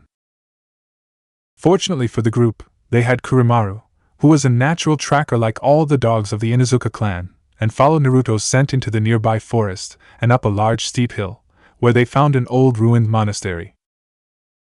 After entering the monastery grounds, the group decided to split and search monastery, and would signal one another should they find anything.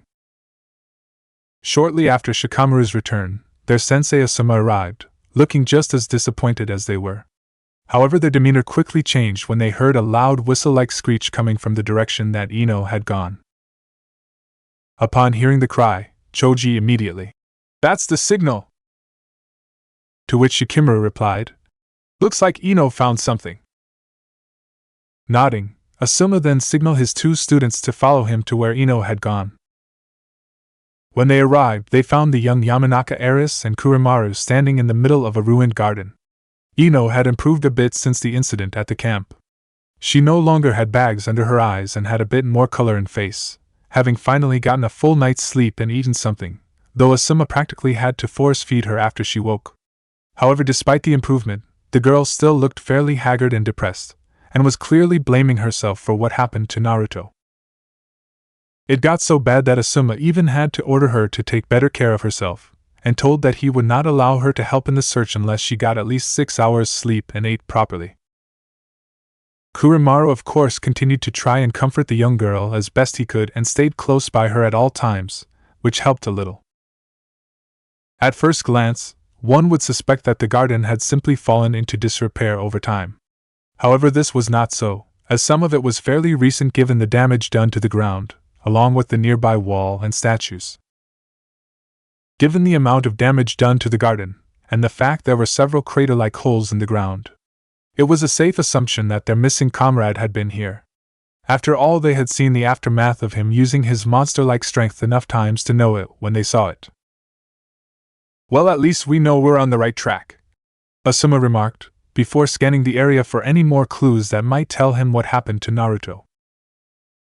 "Looks like Naruto put up a good fight," Shikamaru added. "Naruto-kun would never go done without a fight," replied Ino, which reaffirmed by yip from Kurimaru. "I wonder who Naruto was fighting?" Choji asked as he scanned the battle scene. Kneeling down to ground to get a better look, Asuma replied. "Judging by the sum of the footprints, there were at least 3, no more than 4 at most, and one of them was a female for sure." "How do you know that, sensei?" asked Ino in surprise, to which Asuma responded by pointing at one of the footprints next to him. "See these footprints? They're smaller and lighter than the others and don't leave as deep an imprint," suggesting a girl. "It must have been that Iwa Kunoichi that Naruto-kun was fighting with at the bridge. She did fall down with him," answered Ino. Sniffing the footprint, Kurimaru let out a low growl, which confirmed their suspicions. "Looks like Kurimaru agrees with you," Asuma remarked. "But who's the other person that Naruto was fighting? Was it another Iwa shinobi?" Choji asked out loud. "I doubt it," answered Asuma, shaking his head. "I spotted the Iwa group on the other side of the river yesterday. With the exception of that Iwa Kunoichi, all the surviving members were together, and by the look of things they were looking for something. At the time I assumed, like us, they were looking for Naruto, but now that I think about it, it might not just be him that they were looking for. If they had fought Naruto, there would have been more footprints and more damage done here, and they wouldn't be searching on the other side of the river. Then that means that there could be someone else other than the Iwa group here. Great!" grumbled Shikamaru. Asuma of course shared his students' frustration, since he didn't like dealing with another enemy group, especially since they knew little to nothing about who this third group was. All he could tell for sure was that person was male, given the deep impression his footprints made on the ground, and that he had rather large feet, which didn't help much. So does that mean that this third group has Naruto? Choji asked. Asuma unfortunately lowered his head sighed, confirming his student's worst fears. I'm no tracker, but judging by the battle here, and the fact that we haven't seen any sign of him until now, we can only assume that he was captured by this other group. Then what are we waited for? We have to rescue him, declared Ino, where she immediately asked Kuramaru to start tracking his scent. But when the young pup tried to sniff for his master's scent, he could find nothing that he could track. It was as if Naruto just disappeared into thin air. Looks like Kuramaru can't track them, stated Shikamaru. But how? Kiba used to brag that Inuzuka dogs could find just about anyone, Choji replied. Could Kuramaru not be good enough? This comment of course caused Ino slap the Akimichi at the back of the head and yell at him. When he asked what did he do, Ino just pointed at Kuramaru, who had lowered his head and began to whimper, no doubt blaming himself for failing to find his missing master. Abashed by how his words hurt the young pup, tried to apologize, but before he could, Shikamaru spoke. I don't think it's Kuramaru's fault. Other shinobi have been known to coat themselves with certain sprays to keep themselves from being tracked or smelled. Shikamaru is probably right, added Asuma, joining the conversation. And if that is the case, then we are dealing with a group of very skilled people. Then how do we find Naruto? Yelled Ino. She had just picked Kuramaru up and was trying her best to reassure the half-wolf cub, but was now becoming frustrated again with how their search for Naruto was turning up empty, just when it looked like they were getting somewhere. Asuma of course had no answer for this, and with no way to track Naruto, or even know which way he had gone, there was little chance they could find him, leaving them with no other choice than return to Konoha and report to the Hokage, where hopefully she could find some sort of clue of where Naruto could be. However, before Asuma could say anything on what they would next, there they heard a large popping sound coming from behind them. Turning to the sound, the group took defensive stances when they saw the large cloud of smoke, believing it to be an enemy attack. But before the group could do anything, the smoke dissipated, revealing Naruto, the Iwa Kunoichi Kuratsuchi, and what only could be described as a large panada dressed blue robes and wearing straw hat.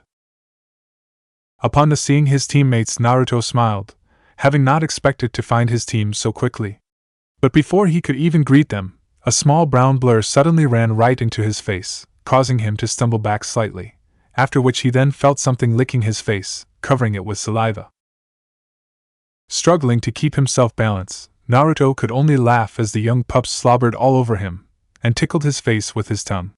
Ha ha ha ha, Kuramaru, ha ha ha ha ha, stop it, ha ha ha, I'm happy to see too, ha ha ha ha.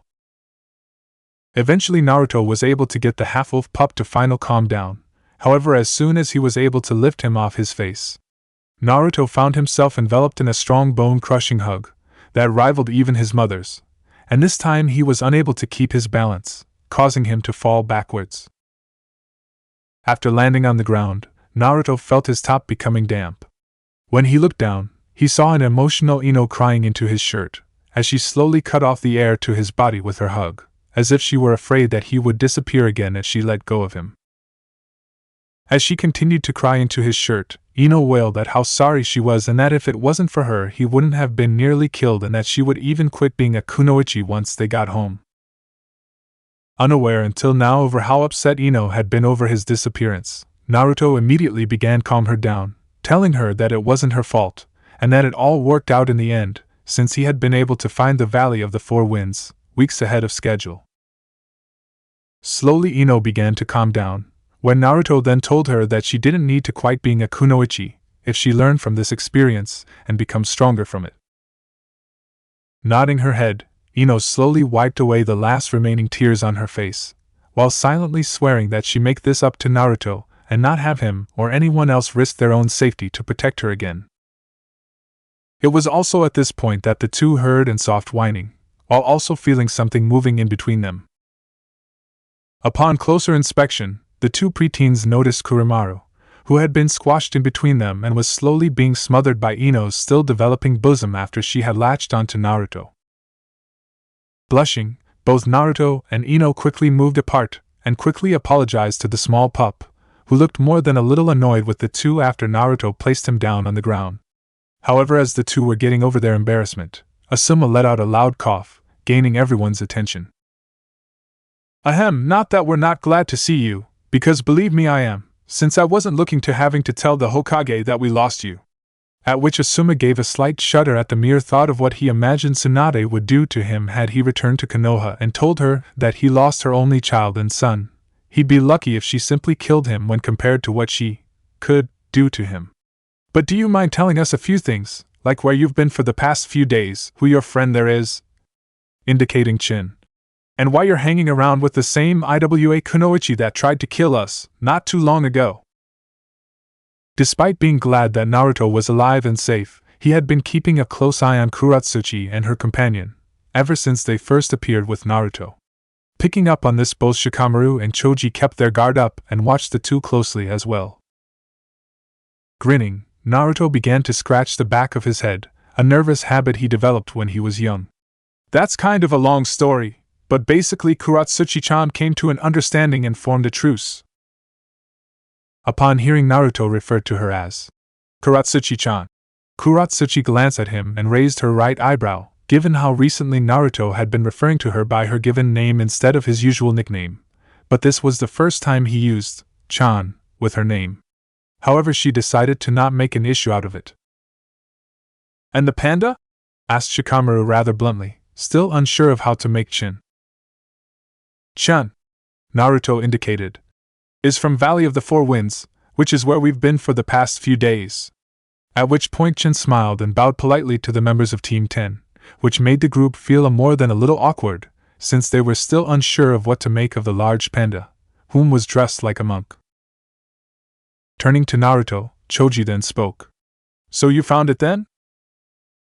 Sort of, answered Naruto, but before he tell them what happened after he fell from the bridge, Kuratsuchi cut him off. Before you start your let's catch up story with your teammates here, I think it's time for me to leave. My pops is probably going stir crazy trying to find me. Naruto nodded, but before he could say anything, Asuma drew his knives. Sorry, but I can't let you do that. Last we need is for you to go find your father and the rest of your team and to come after us. Narrowing her eyes, Kuratsuchi stared at Jonin. You intend to take me prisoner back to Konoha? That's the idea, since having the daughter of the sand-named Tsuchikage would come in pretty handy in negotiations with setting up a ceasefire with your village, or at the very least keeping your father from attacking us. Being a high-ranking jonin in Konoha, Asuma of course knew just who Kuratsuchi was and how valuable she could be to Konoha, if they took her back to the village. Asama-sensei, hold on, I promised Kuratsuchi she could leave, once she returned here, as part of our deal. You can't be serious, Naruto? Said Shikamaru, as he and the rest of his team stared at Naruto in surprise. She tried to kill all of us only days ago and now you're asking us to let her go. Shika's right, Naruto, added Choji. For all we know, she could get the rest of her team to come after us again. She won't, replied Naruto. Care to elaborate? Asuma asked, all the while keeping a close eye on Kuratsuchi, knowing that the girl wouldn't go down without a fight. But before Naruto could say anything, Kuratsuchi answered for him. Because we saved each other's lives, that's why. Surprised by this answer, the others immediately glanced over to Naruto, who confirmed this by nodding his head. Even if it is true, I'm afraid I still can't let you go, stated Asuma as prepared to move apprehend the girl. Naruto of course tried to argue, but Asuma cut him off before he could say anything. I'm sorry, kid, but I can't take the risk that she will go back on her word and lead the rest of her team back to us.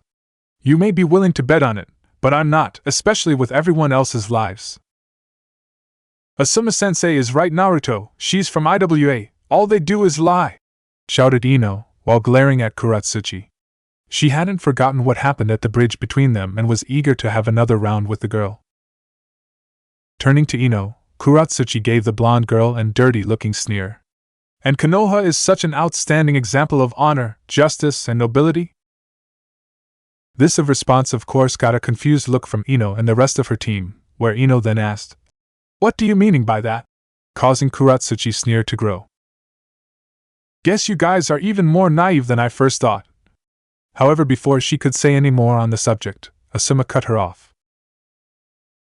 "Enough! We aren't here to talk about the past. Now you can either come with us peacefully or you can do this the hard way." "Asuma-sensei, please stop!" shouted Naruto. But before he say any more, Jin interceded by placing himself right in between the Kuratsuchi and Asuma, and in one quick motion knocked Asuma's trench knife right out of hand with his bamboo staff, and then hit his was a strong palm strike to the stomach, which took the wind right out of the bearded jonin and sent him skidding. He recovered. He found Chen's staff pointed directly at his face. Asuma was left completely stunned by what Chen did, as he'd been watching the large panda out of the corner of his eye, yet somehow Chen had placed himself in front of Kuratsuchi, disabled him, pushed him back, had him at his mercy within an instant, before Asama even knew what happened. 7. Seeing this, Ino, Shikamaru and Choji were about to intervene and help their sensei, only to be stopped by Naruto, who raised his hand. "Guys, don't! Chin is a lot stronger than he looks. He wiped the floor with me and Kuratsuchi-chan, without even breaking a sweat." Surprised by this, the members of Team 10 hesitated, where they then decided to wait to see what would happen next. "My apologizes, Asuma-san, but I'm afraid I cannot let you do that. Like Naruto-san, Kuratsuchi-san helped defend my village from attack and saved many lives. Therefore my village owes her a debt, and until she leaves this place, she is under my protection." Glancing to Kuratsuchi, Chin then told the IWA Kunoichi to leave and told her where to find her comrades, having used his sage sensing ability to locate her team. Nodding to the panda, Kuratsuchi prepared to leave, but before doing so she glanced over at Naruto and smirked. "Be seeing you around, Senju, and watch your back, because next time we meet, all bets are off." Smirking back at the girl, Naruto simply nodded back, after which Kuratsuchi took off. Once Kuratsuchi had gone, Chen lowered his staff from Asuma's face and placed it back on his back. After picking up his knife, Asuma turned to Chen, who had now moved over to Naruto's side, looking more than a little angry over what happened. "I hope you two are both happy now. Chances are that once that girl joins the rest of her team, we'll have them on our backs in no time." However, to his surprise and confusion, Chen simply smiled back at him, as if he knew something that Asuma and the others didn't. "There is no need to worry, Asuma. Even in the unlikely event that Kuratsuchi-san leads her comrades back her, we will already be back at Konoha." Before Asuma could even ask how that would be even possible, the large panda turned to Naruto, who smiled back, again hinting that he knew something that the others didn't. Konoha, Hokage's office. Sitting at her desk, Tsunade was currently in a meeting with Jiraiya, who she had ordered back, and her teacher, the now retired Sandaime Hokage. She had called him here after failing to hear anything from her son or the rest of Team 10, who were now 5 days overdue for their schedule report. Under normal circumstances, the two would have thought that the woman was once again being too overprotective of her son. But given recent events with the IWA spies and the previous attempt by IWA to capture him, her concerns were understandable. After the capture and interrogation of the female spy, which had taken some time given how she had been trained to resist torture, they were able to learn just how much IWA knew of their operations, shinobi strength, weakness and positions along the borders, and were already preparing on how to respond to this. "Have you tried contacting him through the slugs?" asked Jiraiya. "Of course, it's the first thing I did. Naruto uses them to relay messages to me, but they told me they can't reach him." Hummed the Sandaime. "That is highly unusual. Normally summons have little trouble making contact with their contract holders. If Naruto and the others have indeed found the Valley of the Four Winds, there must be a powerful barrier around it. It's the only possible explanation for why they can't reach him, since we know he is still alive, as the slugs or toads would tell us otherwise." Tsunade then turned to her former teammate. "Jiraiya, is there anything more you can tell us about the inhabitants of this valley?" "Nothing," replied the Toad Sage, shaking his head. I've contacted all my sources who could know something, but none of them could tell me anything. If Ma and Pa hadn't confirmed to me that the place did exist, I would think the whole place was made up. Can't you get them to tell us anything? I've tried, believe me, but neither of them are willing to tell me anything, and you know how stubborn they can be.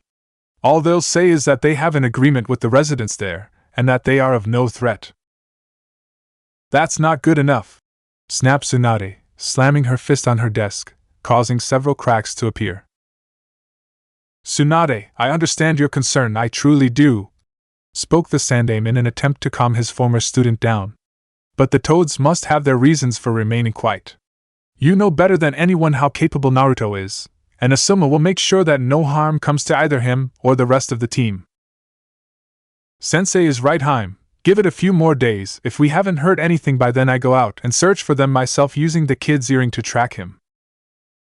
Calming herself down, Tsunade nodded, but before she could respond, a small explosion of smoke erupted in the middle of the room directly behind both Jiraiya and the Sandaime.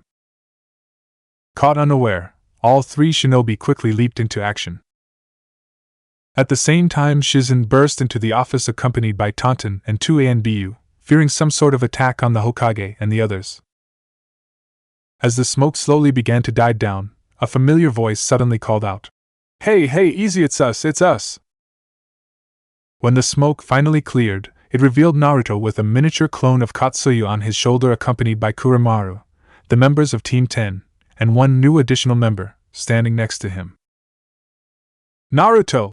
Shouted Tsunade, who then leapt over her desk, past both Jiraiya and the Sandaime, and pulled her son into one of her bone-breaking hugs. With the identity of the intruders confirmed, the Sandaime discreetly dismissed the ANBU, signaling to them that everything was fine. Understanding, the 2ANBU nodded and left the office, closing the door behind them, leaving Shizen and Totan with everyone else in the room.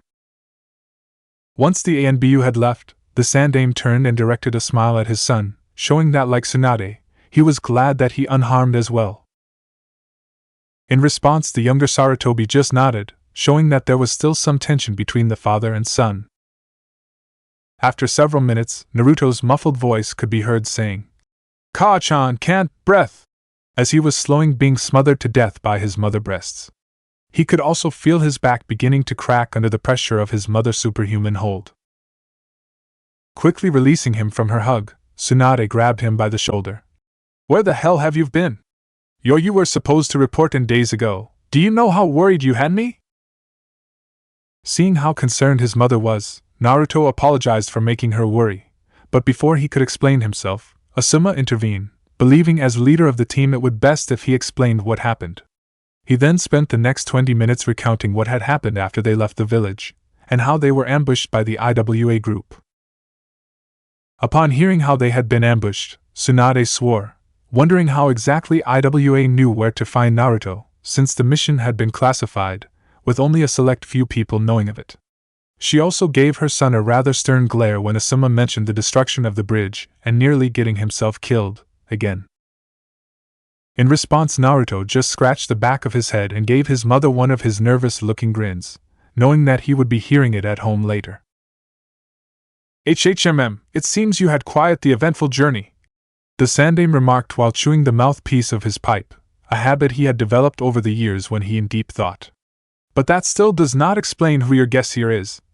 Glancing over at the short, unfamiliar figure standing next to Naruto and the others, dressed in a straw hat and cloak that concealed his identity. My apologize, allow me to introduce myself. My name is Chin Iron Paw, and it is my honor to meet Naruto-san family. He has told me much about you all, spoke Chin as he took off his cloak and hat before bringing his hands together and bowing respectfully to them. Naturally, Tsunade and the others were taken back a bit by Chin's appearance. But after a moment or two they regained their sense and nodded back to the panda. It is a pleasure to meet you as well, Chin-san, and on behalf of the people and shinobi of Konoha, I would like to be the first to welcome you to our village. After which Tsunade then offered her hand to Chin, who smiled and took it without hesitation and shook it. On behalf of my own people, I thank you and am honored to be here. Would I be correct in assuming that your people are the inhabitants of whom my grandfather the Shodai Hokage spoke of in his letter? You would be, nodded Chin. And like him, my people have agreed to help Naruto-san. Pleased to hear that Naruto's mission had been a success, Tsunade smiled and thanked the panda. After which Chin then turned to Jiraiya. By any chance would you be Jiraiya-san the Toad Sage? Puffing out his chest, Jiraiya smiled and nodded. That's me. Guess my fame and legend has even reached you guys, if you know me by sight. Actually, I am afraid not. Until meeting Naruto-san we had never heard of you. Naruto-san did however describe you as a tall white-haired man wearing sandals, who likes to dress up as a kabuki actor with a dumb expression constantly stuck on his face, answered Chin, causing Jiraiya to fall flat on his face in disbelief, while everyone else burst out laughing. Damn you brat, what the hell have you been telling them? Jiraiya shouted as he pointed accusingly at Naruto, who just grinned back cheekily. Heh, if you asked me, he described you perfectly, pervert. Tsunade laughed. Pervert? Chin asked curiously, not really understanding why Tsunade would call her former teammate that. The pervert. Tsunade indicated Jiraiya. Hobby is sneaking into women's bathing house and peeking on them while they bathe and then writing about them in his cheesy novels. I see, nodded Chin, now understanding, giving the Toad Sage a somewhat disappointed look, while at the same time wondering how someone who has mastered the sacred sage arts from the Toads could act in such a shameful and deplorable manner. Ino, on the other hand, seemed outraged at the news, having never heard of this, and gave the man a rather dark look, one that Jiraiya had seen on many a woman after being caught on one of his research missions. She also made it a note to make sure not to use the hot spring or the public baths any time that Jiraiya was around in the village. Hey, I resent that remark. I'm not a pervert, Jiraiya shouted, standing up. I'm a super pervert. At which point he then pointed up into the air and acted out one of his stylish poses, where several small clouds of purple smoke exploded out of nowhere from behind him. At that moment, everyone in the room developed large sweat drops behind their heads and thought the exact same thing. What an idiot! Seeing the deadpan looks he was getting, Jiraiya went over to the corner and began sulk, mumbling about cheeky brats giving him no respect, and how an artist is never appreciated in his time. With Jiraiya sulking in the corner, Chin spent the best part of an hour explaining how he met Naruto and Kuratsuchi, and how together they helped save the valley from the demon Enkaku, who was then sealed away in a new location by the temple head Zien. When Chin finished his story, Tsunade could only sigh and shake his head, wondering if her son had indeed inherited her bad luck in some manner, as he always seemed to get himself into trouble no matter where he went. She was also slightly annoyed by the fact that both Naruto and Chin allowed Kuratsuchi to get away. However, she decided to let the matter go, since the girl had helped save her son's life. After explaining everything that happened in the valley, Chin turned to Jiraiya, who had finally stopped sulking in the corner. Jiraiya-san, would it be possible for you to summon the Toad Sages here? There is a matter that I wish to discuss with both them and Katsuyu, regarding Naruto. Sensing the seriousness in Chen's voice, the Toad Sage nodded and formed the necessary seals to summon the two Toad Sages. Damn it, Jiraiya, what is it this time? I was in the middle of cooking dinner, grumbled Ma. Come on, Ma, don't be like that. I'm sure Jiraiya has a good reason for summoning us. At least this time it's somewhere more pleasant, defended Pa. Ma just huffed in annoyance, not the least bit pleased by being disturbed when she was in the middle of cooking dinner. So why'd you summon us here? Ma asked, turning to Jiraiya. Wasn't my idea, I was asked to summon you two here, Jiraiya replied, before pointing at Chin. Upon seeing Panda, both Toad Sages immediately had an idea of what this was probably about. So Naruto-chan found Cha? Pa remarked.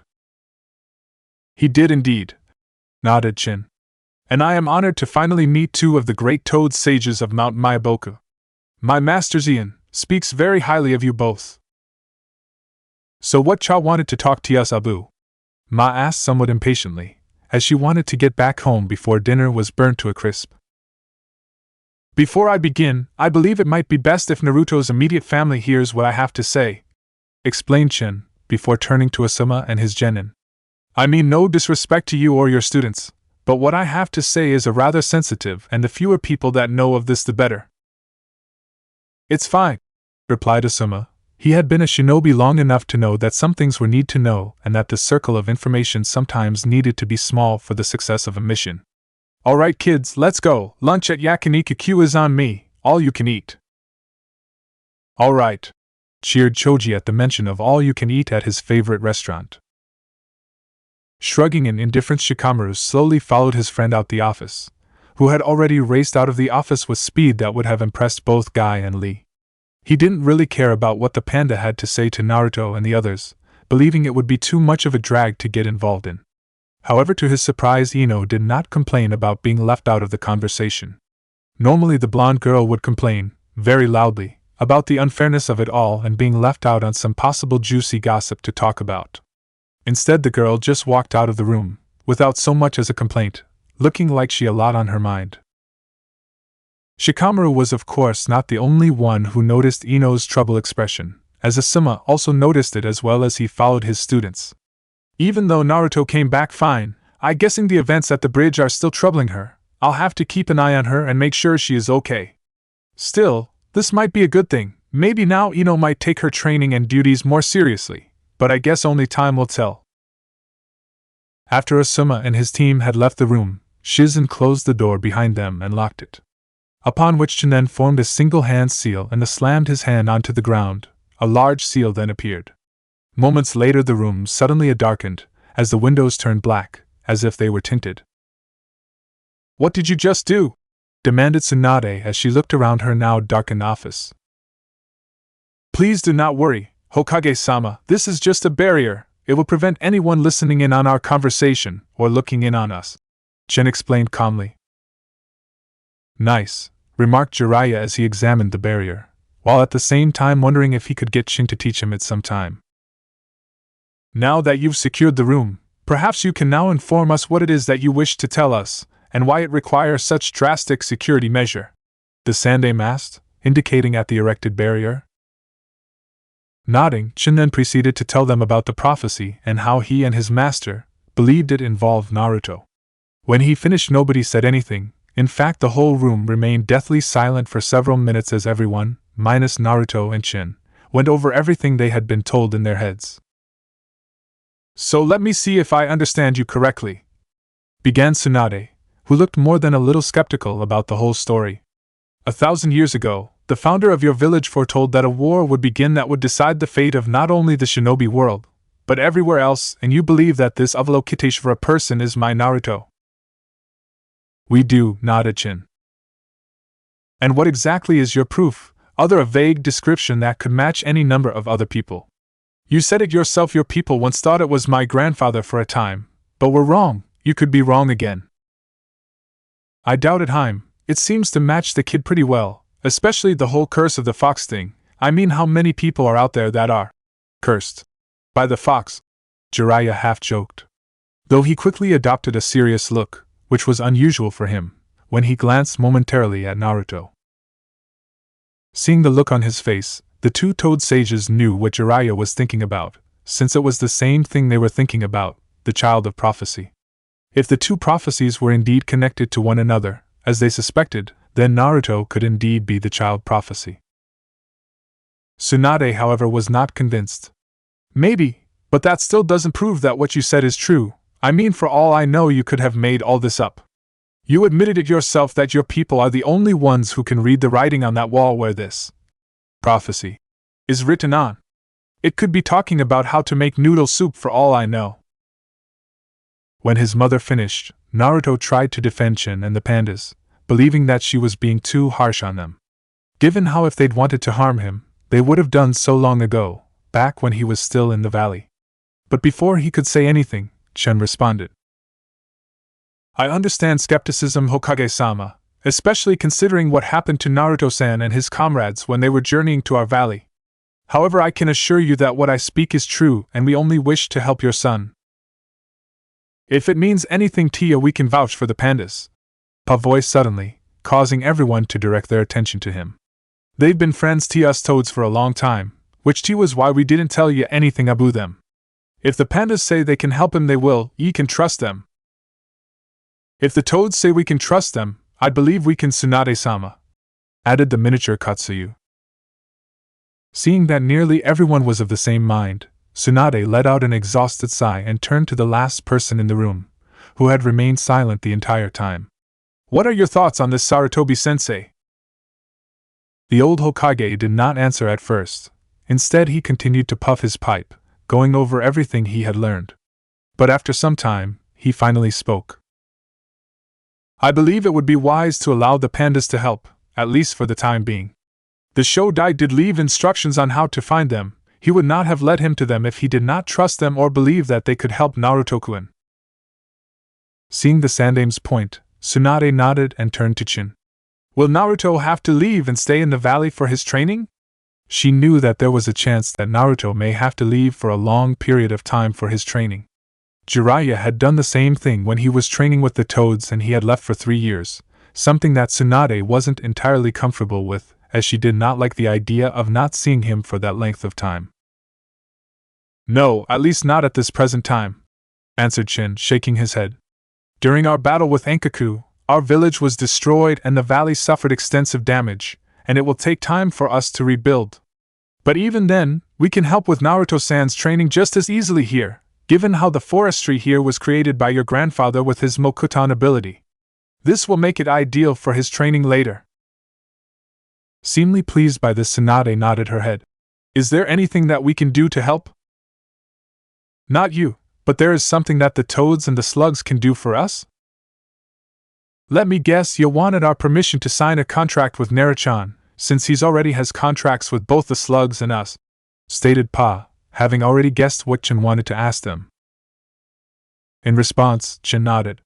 That is correct. We already suspected that neither you nor the slugs would give your contracts up with the Naruto, given how you already agreed to share a contract with him.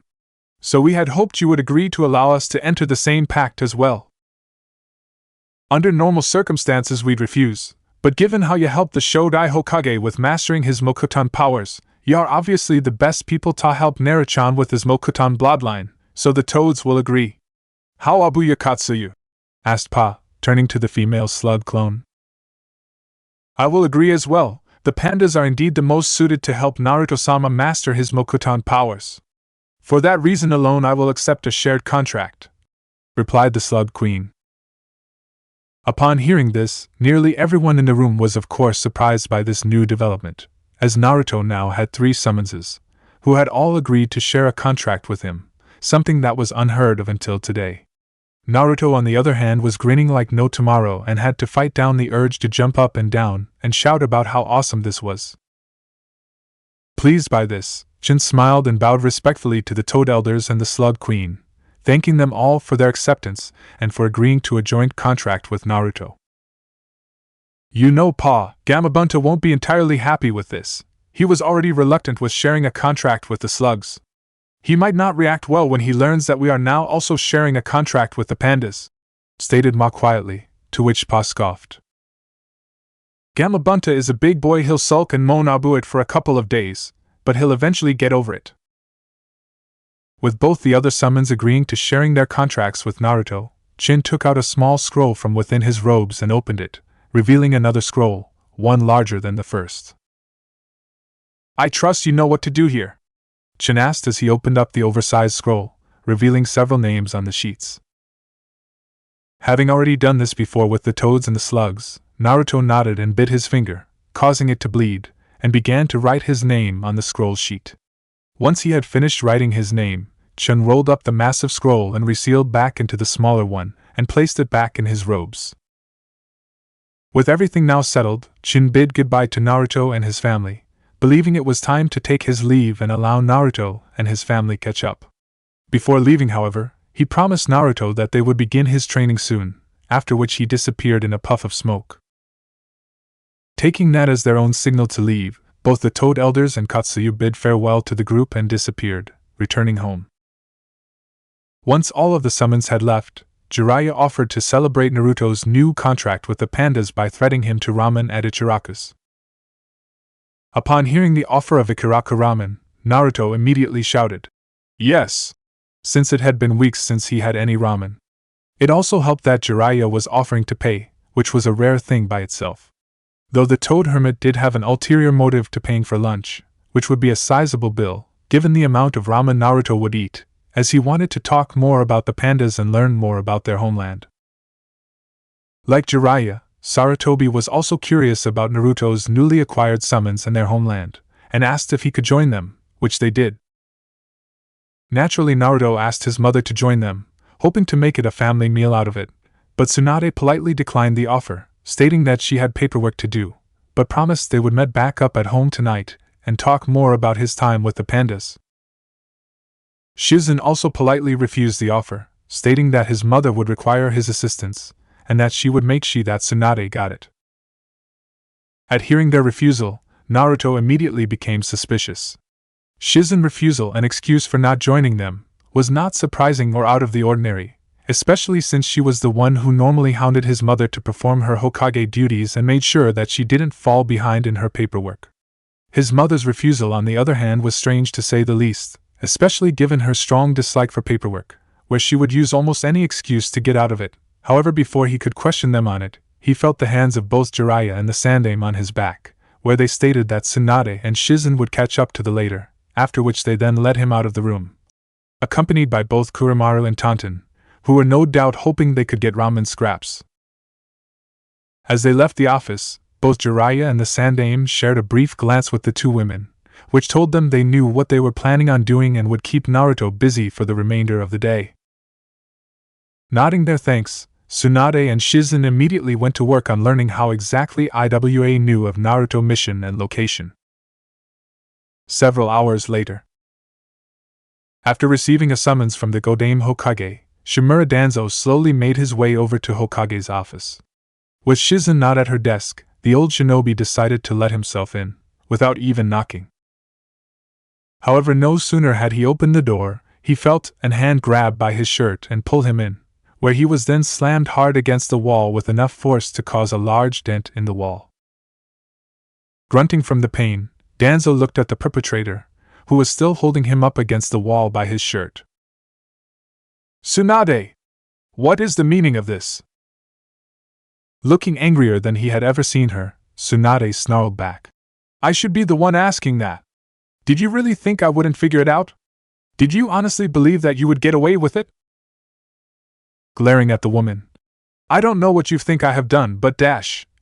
However, before he could finish speaking, Tsunade roared, "Enough!" and slammed him against the wall again, hard, causing several more cracks to appear on the wall behind him. "I don't want to hear any more of you lies. I know that you were the one who leaked out the information that Naruto was leaving the village to the IWA spies. You used my son as bait also that you round up the entire spy ring up in one fell swoop." "An interesting theory, but where is your proof?" asked Danzo, who despite his situation remained perfectly calm, staring right back at Tsunade.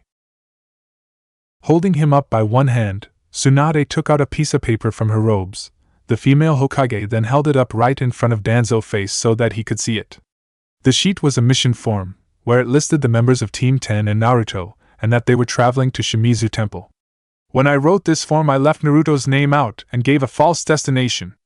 Yet now it states that Naruto was with Asuma and his team, and where they were going. Care guess how that happened?" Snorting slightly, Danzo stared back at Tsunade with his one visible eye. "I would hardly call that proof. There are numerous different explanations for how that form was changed. Also, as you've clearly forgotten, I had no idea where your son was going, so how could I have known what to write? I don't know how you found out where Naruto was going, but I know you had one of your people intercepted that form and changed it. With the exception of Naruto and Team 10, only 4 other people knew I was even considering having Naruto leave the village: you, Sarutobi-sensei, Shizen, and me, and I would trust Shizen and Sarutobi-sensei with not only my life, but with Naruto's as well, which is more than I can say for you." At which point Tsunade stared right into the old man's eye with as much anger and hatred that she could possibly muster. "What you did is treason, and I'll have your head for this." To his credit, Danzo didn't even flinch with the way Tsunade was glaring at him, nor did show any fear at her threat. Instead, he stared right back at the female Hokage, with the same calm, cold look as before. "Even if what you say is true, I am an elder of both the Konoha's council and a member of the Fire Council. You cannot kill me without proof. Can't I? Sneered Tsunade as she grabbed Danzo's neck and slowly began to choke him. I am the Hokage of Konoha, which means I can kill you right here and now with or without proof. Gagging from Tsunade's grip on his throat, Danzo choked out. Do that and the Fire Daimyo will have you removed as Hokage. Sneering back, Tsunade tightened her grip on the older man's throat and replied, I'm willing to take that chance. You're mad. On any other day you would be wrong. Today, however, is a very different day. You purposely placed my son in danger by leaking information on his location to known spies, where he was nearly captured and killed, along with the members of Team 10. I am going to make sure you never have another chance, damn whatever the consequences. Feeling Tsunade's hand tightening around his neck, cutting off all oxygen to his lungs, Danzo knew he had to act quickly and choked out. Kill me and your son will never live to see adulthood. This statement, however, caused Tsunade to tighten her grip even more than before. You dare threaten my son? Snarled Tsunade, ready to snap Danzo's neck at any moment. Even as he felt himself being slowly choked to death, Danzo sneered back at the woman. Gathering what oxygen he had left, he replied, I know the truth. Hearing those words, Tsunade loosened her grip just enough to allow him to breathe, if only slightly, while at the same time keeping a firm grip on him. What do you mean by the truth? After taking several short gasps of air, Danzo looked Tsunade directly in the eyes and said, The truth about his lineage, his full lineage, confirming the woman's worst fears. Seeing the look of horror on the woman's face, Danzo's sneer grew more, knowing he had the advantage now. Did you really think you could keep this hidden? Did you honestly think that I wouldn't find out? I'll admit you covered your tracks well, and it took me much longer than I expected to finally find out. Your son really does look just like his father, the Yondaime Hokage. How, when? Was all Tsunade could manage. Ever since your son's existence was revealed, I had my men try and retrace your movements for the last 14 years. 8. But they could find nothing that indicated who the father of your son was.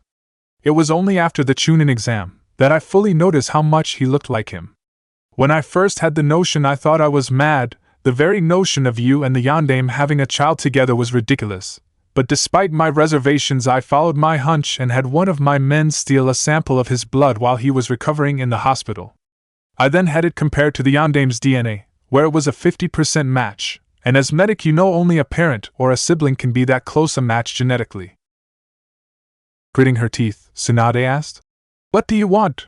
Knowing that Danzo would want something to keep quiet about this. Letting me down would certainly be a start, the man responded, still keeping his face calm and expressionless. When Tsunade had let him down, Danzo began to fix his robes, which had been disheveled when she had lifted up and pressed him against the wall. So what's your plan? Blackmail me into resigning as Hokage and make you my successor, or simply have me around as your personal puppet on a string? Neither, replied the elderly, surprising Tsunade. Having you resign and making me Hokage would draw too much suspicion, given how it's no secret that you dislike me. People would no doubt start asking questions and suspect that I forced you out some way, and I would need the Jonin Council's approval before my position as Hokage was secured, which would be impossible at this time. Also, your sudden resignation, so soon after your inauguration, would be considered as a sign of weakness by some of the other villages and could embolden them to attack Konoha more fervently.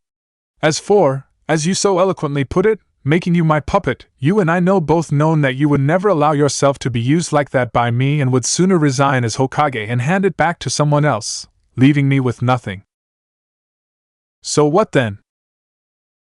In return for my silence regarding the identity of your son's father, I want you to halt your investigation on my organization. I am well aware that you have already identified several of my followers and monitoring others.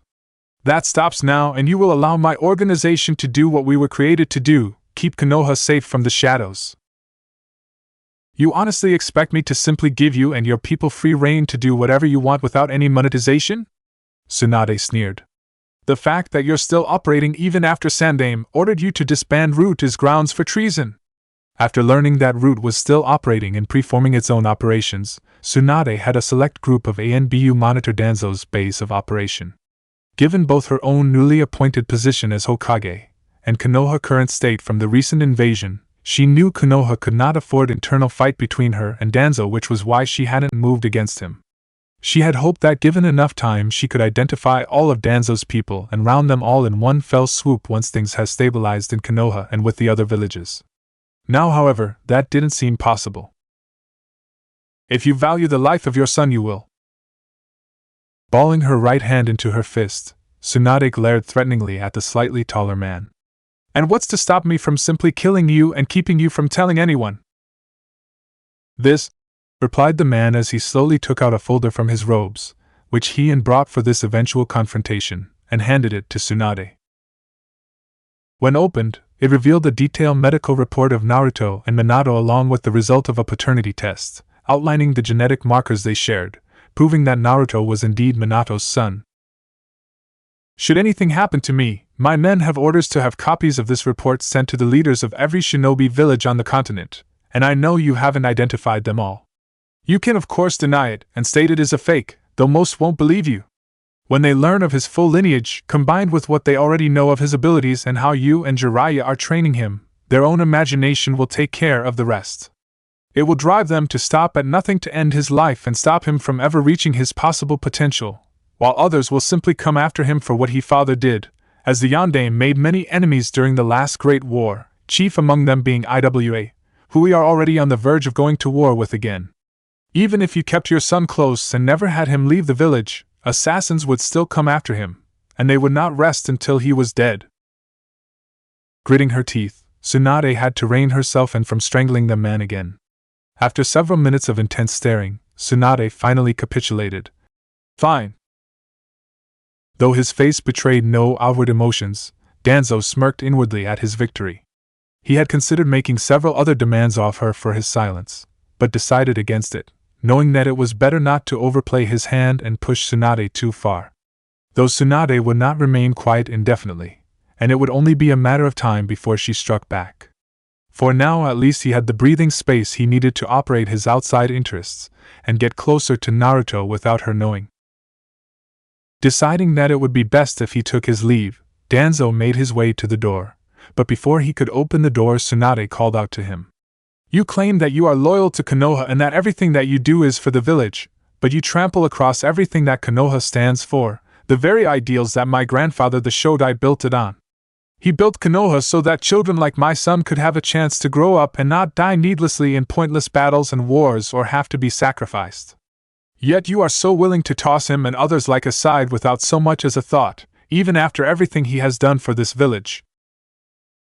Not bothering to even look at the woman, Danzo replied. The life on one individual, no matter how gifted or talented they may be, is incomprehensible when compared to the lives of everyone in Konoha. The Shodai was a great man and a shinobi without equal, yet at his heart he was an idealist, and it eventually cost him his life.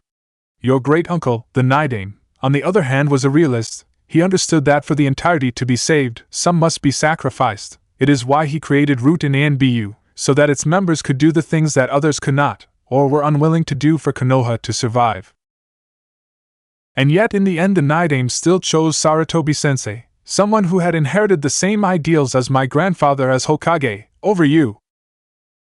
This comment of course struck a chord with the old warhawk, as he did not like being reminded of that day, the day when the Nidaime sacrificed himself to save his students and made Sarutobi the Sandaime. On that day Sarutobi was willing to give up his own life and act as a decoy so that the rest of them could escape, while he hesitated.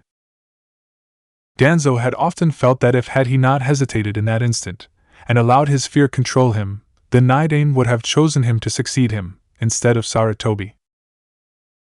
However, despite how much that reminder stung him, Danzo's voice betrayed nothing when he answered. Think of me however you like, Hokage-san, it matters little. I will do whatever I deem is required for the continued survival of Konoha, no matter the cost. When Danzo tried to leave the office again, he was stopped again by Tsunade, who slammed her hand against the door, prevent him from opening it and forcing him to turn and look at her. Is there something else, Hokage-san? For as much as I enjoy this philosophical debate on morality and ideals, unlike you, I have other duties that are required of me. Growling softly at the man's sheer lack of respect, Tsunade brought her face right up to his and looked him dead in the eye, with an intensity that would have pierced steel, and spoke in a voice just as intense. If you ever threaten my sons like that again, or put him in danger for one of your little schemes, I will end you myself, regardless of the consequences. Do I make myself clear, Danzo? As glass, responded Danzo, again showing no fear whatsoever, despite the seriousness of Tsunade's threat. Shortly after, she removed her hand from the door and allowed the man to leave, leaving Tsunade alone in her office. Moments later, in a fit of rage, Tsunade grabbed her desk and threw it out the window, while screaming out her frustration. After venting out her anger, Tsunade began to take in deep breath in an attempt to calm herself down. Damn you, Danzo, you may have won this round, but I'm far from down. Realizing that it wasn't working, Tsunade decided to leave her office and get a drink before ordering a new desk and window. After which she would then start to work on her response, which would begin the long shadow war between her and Danzo, a war for the very heart and soul of Konoha.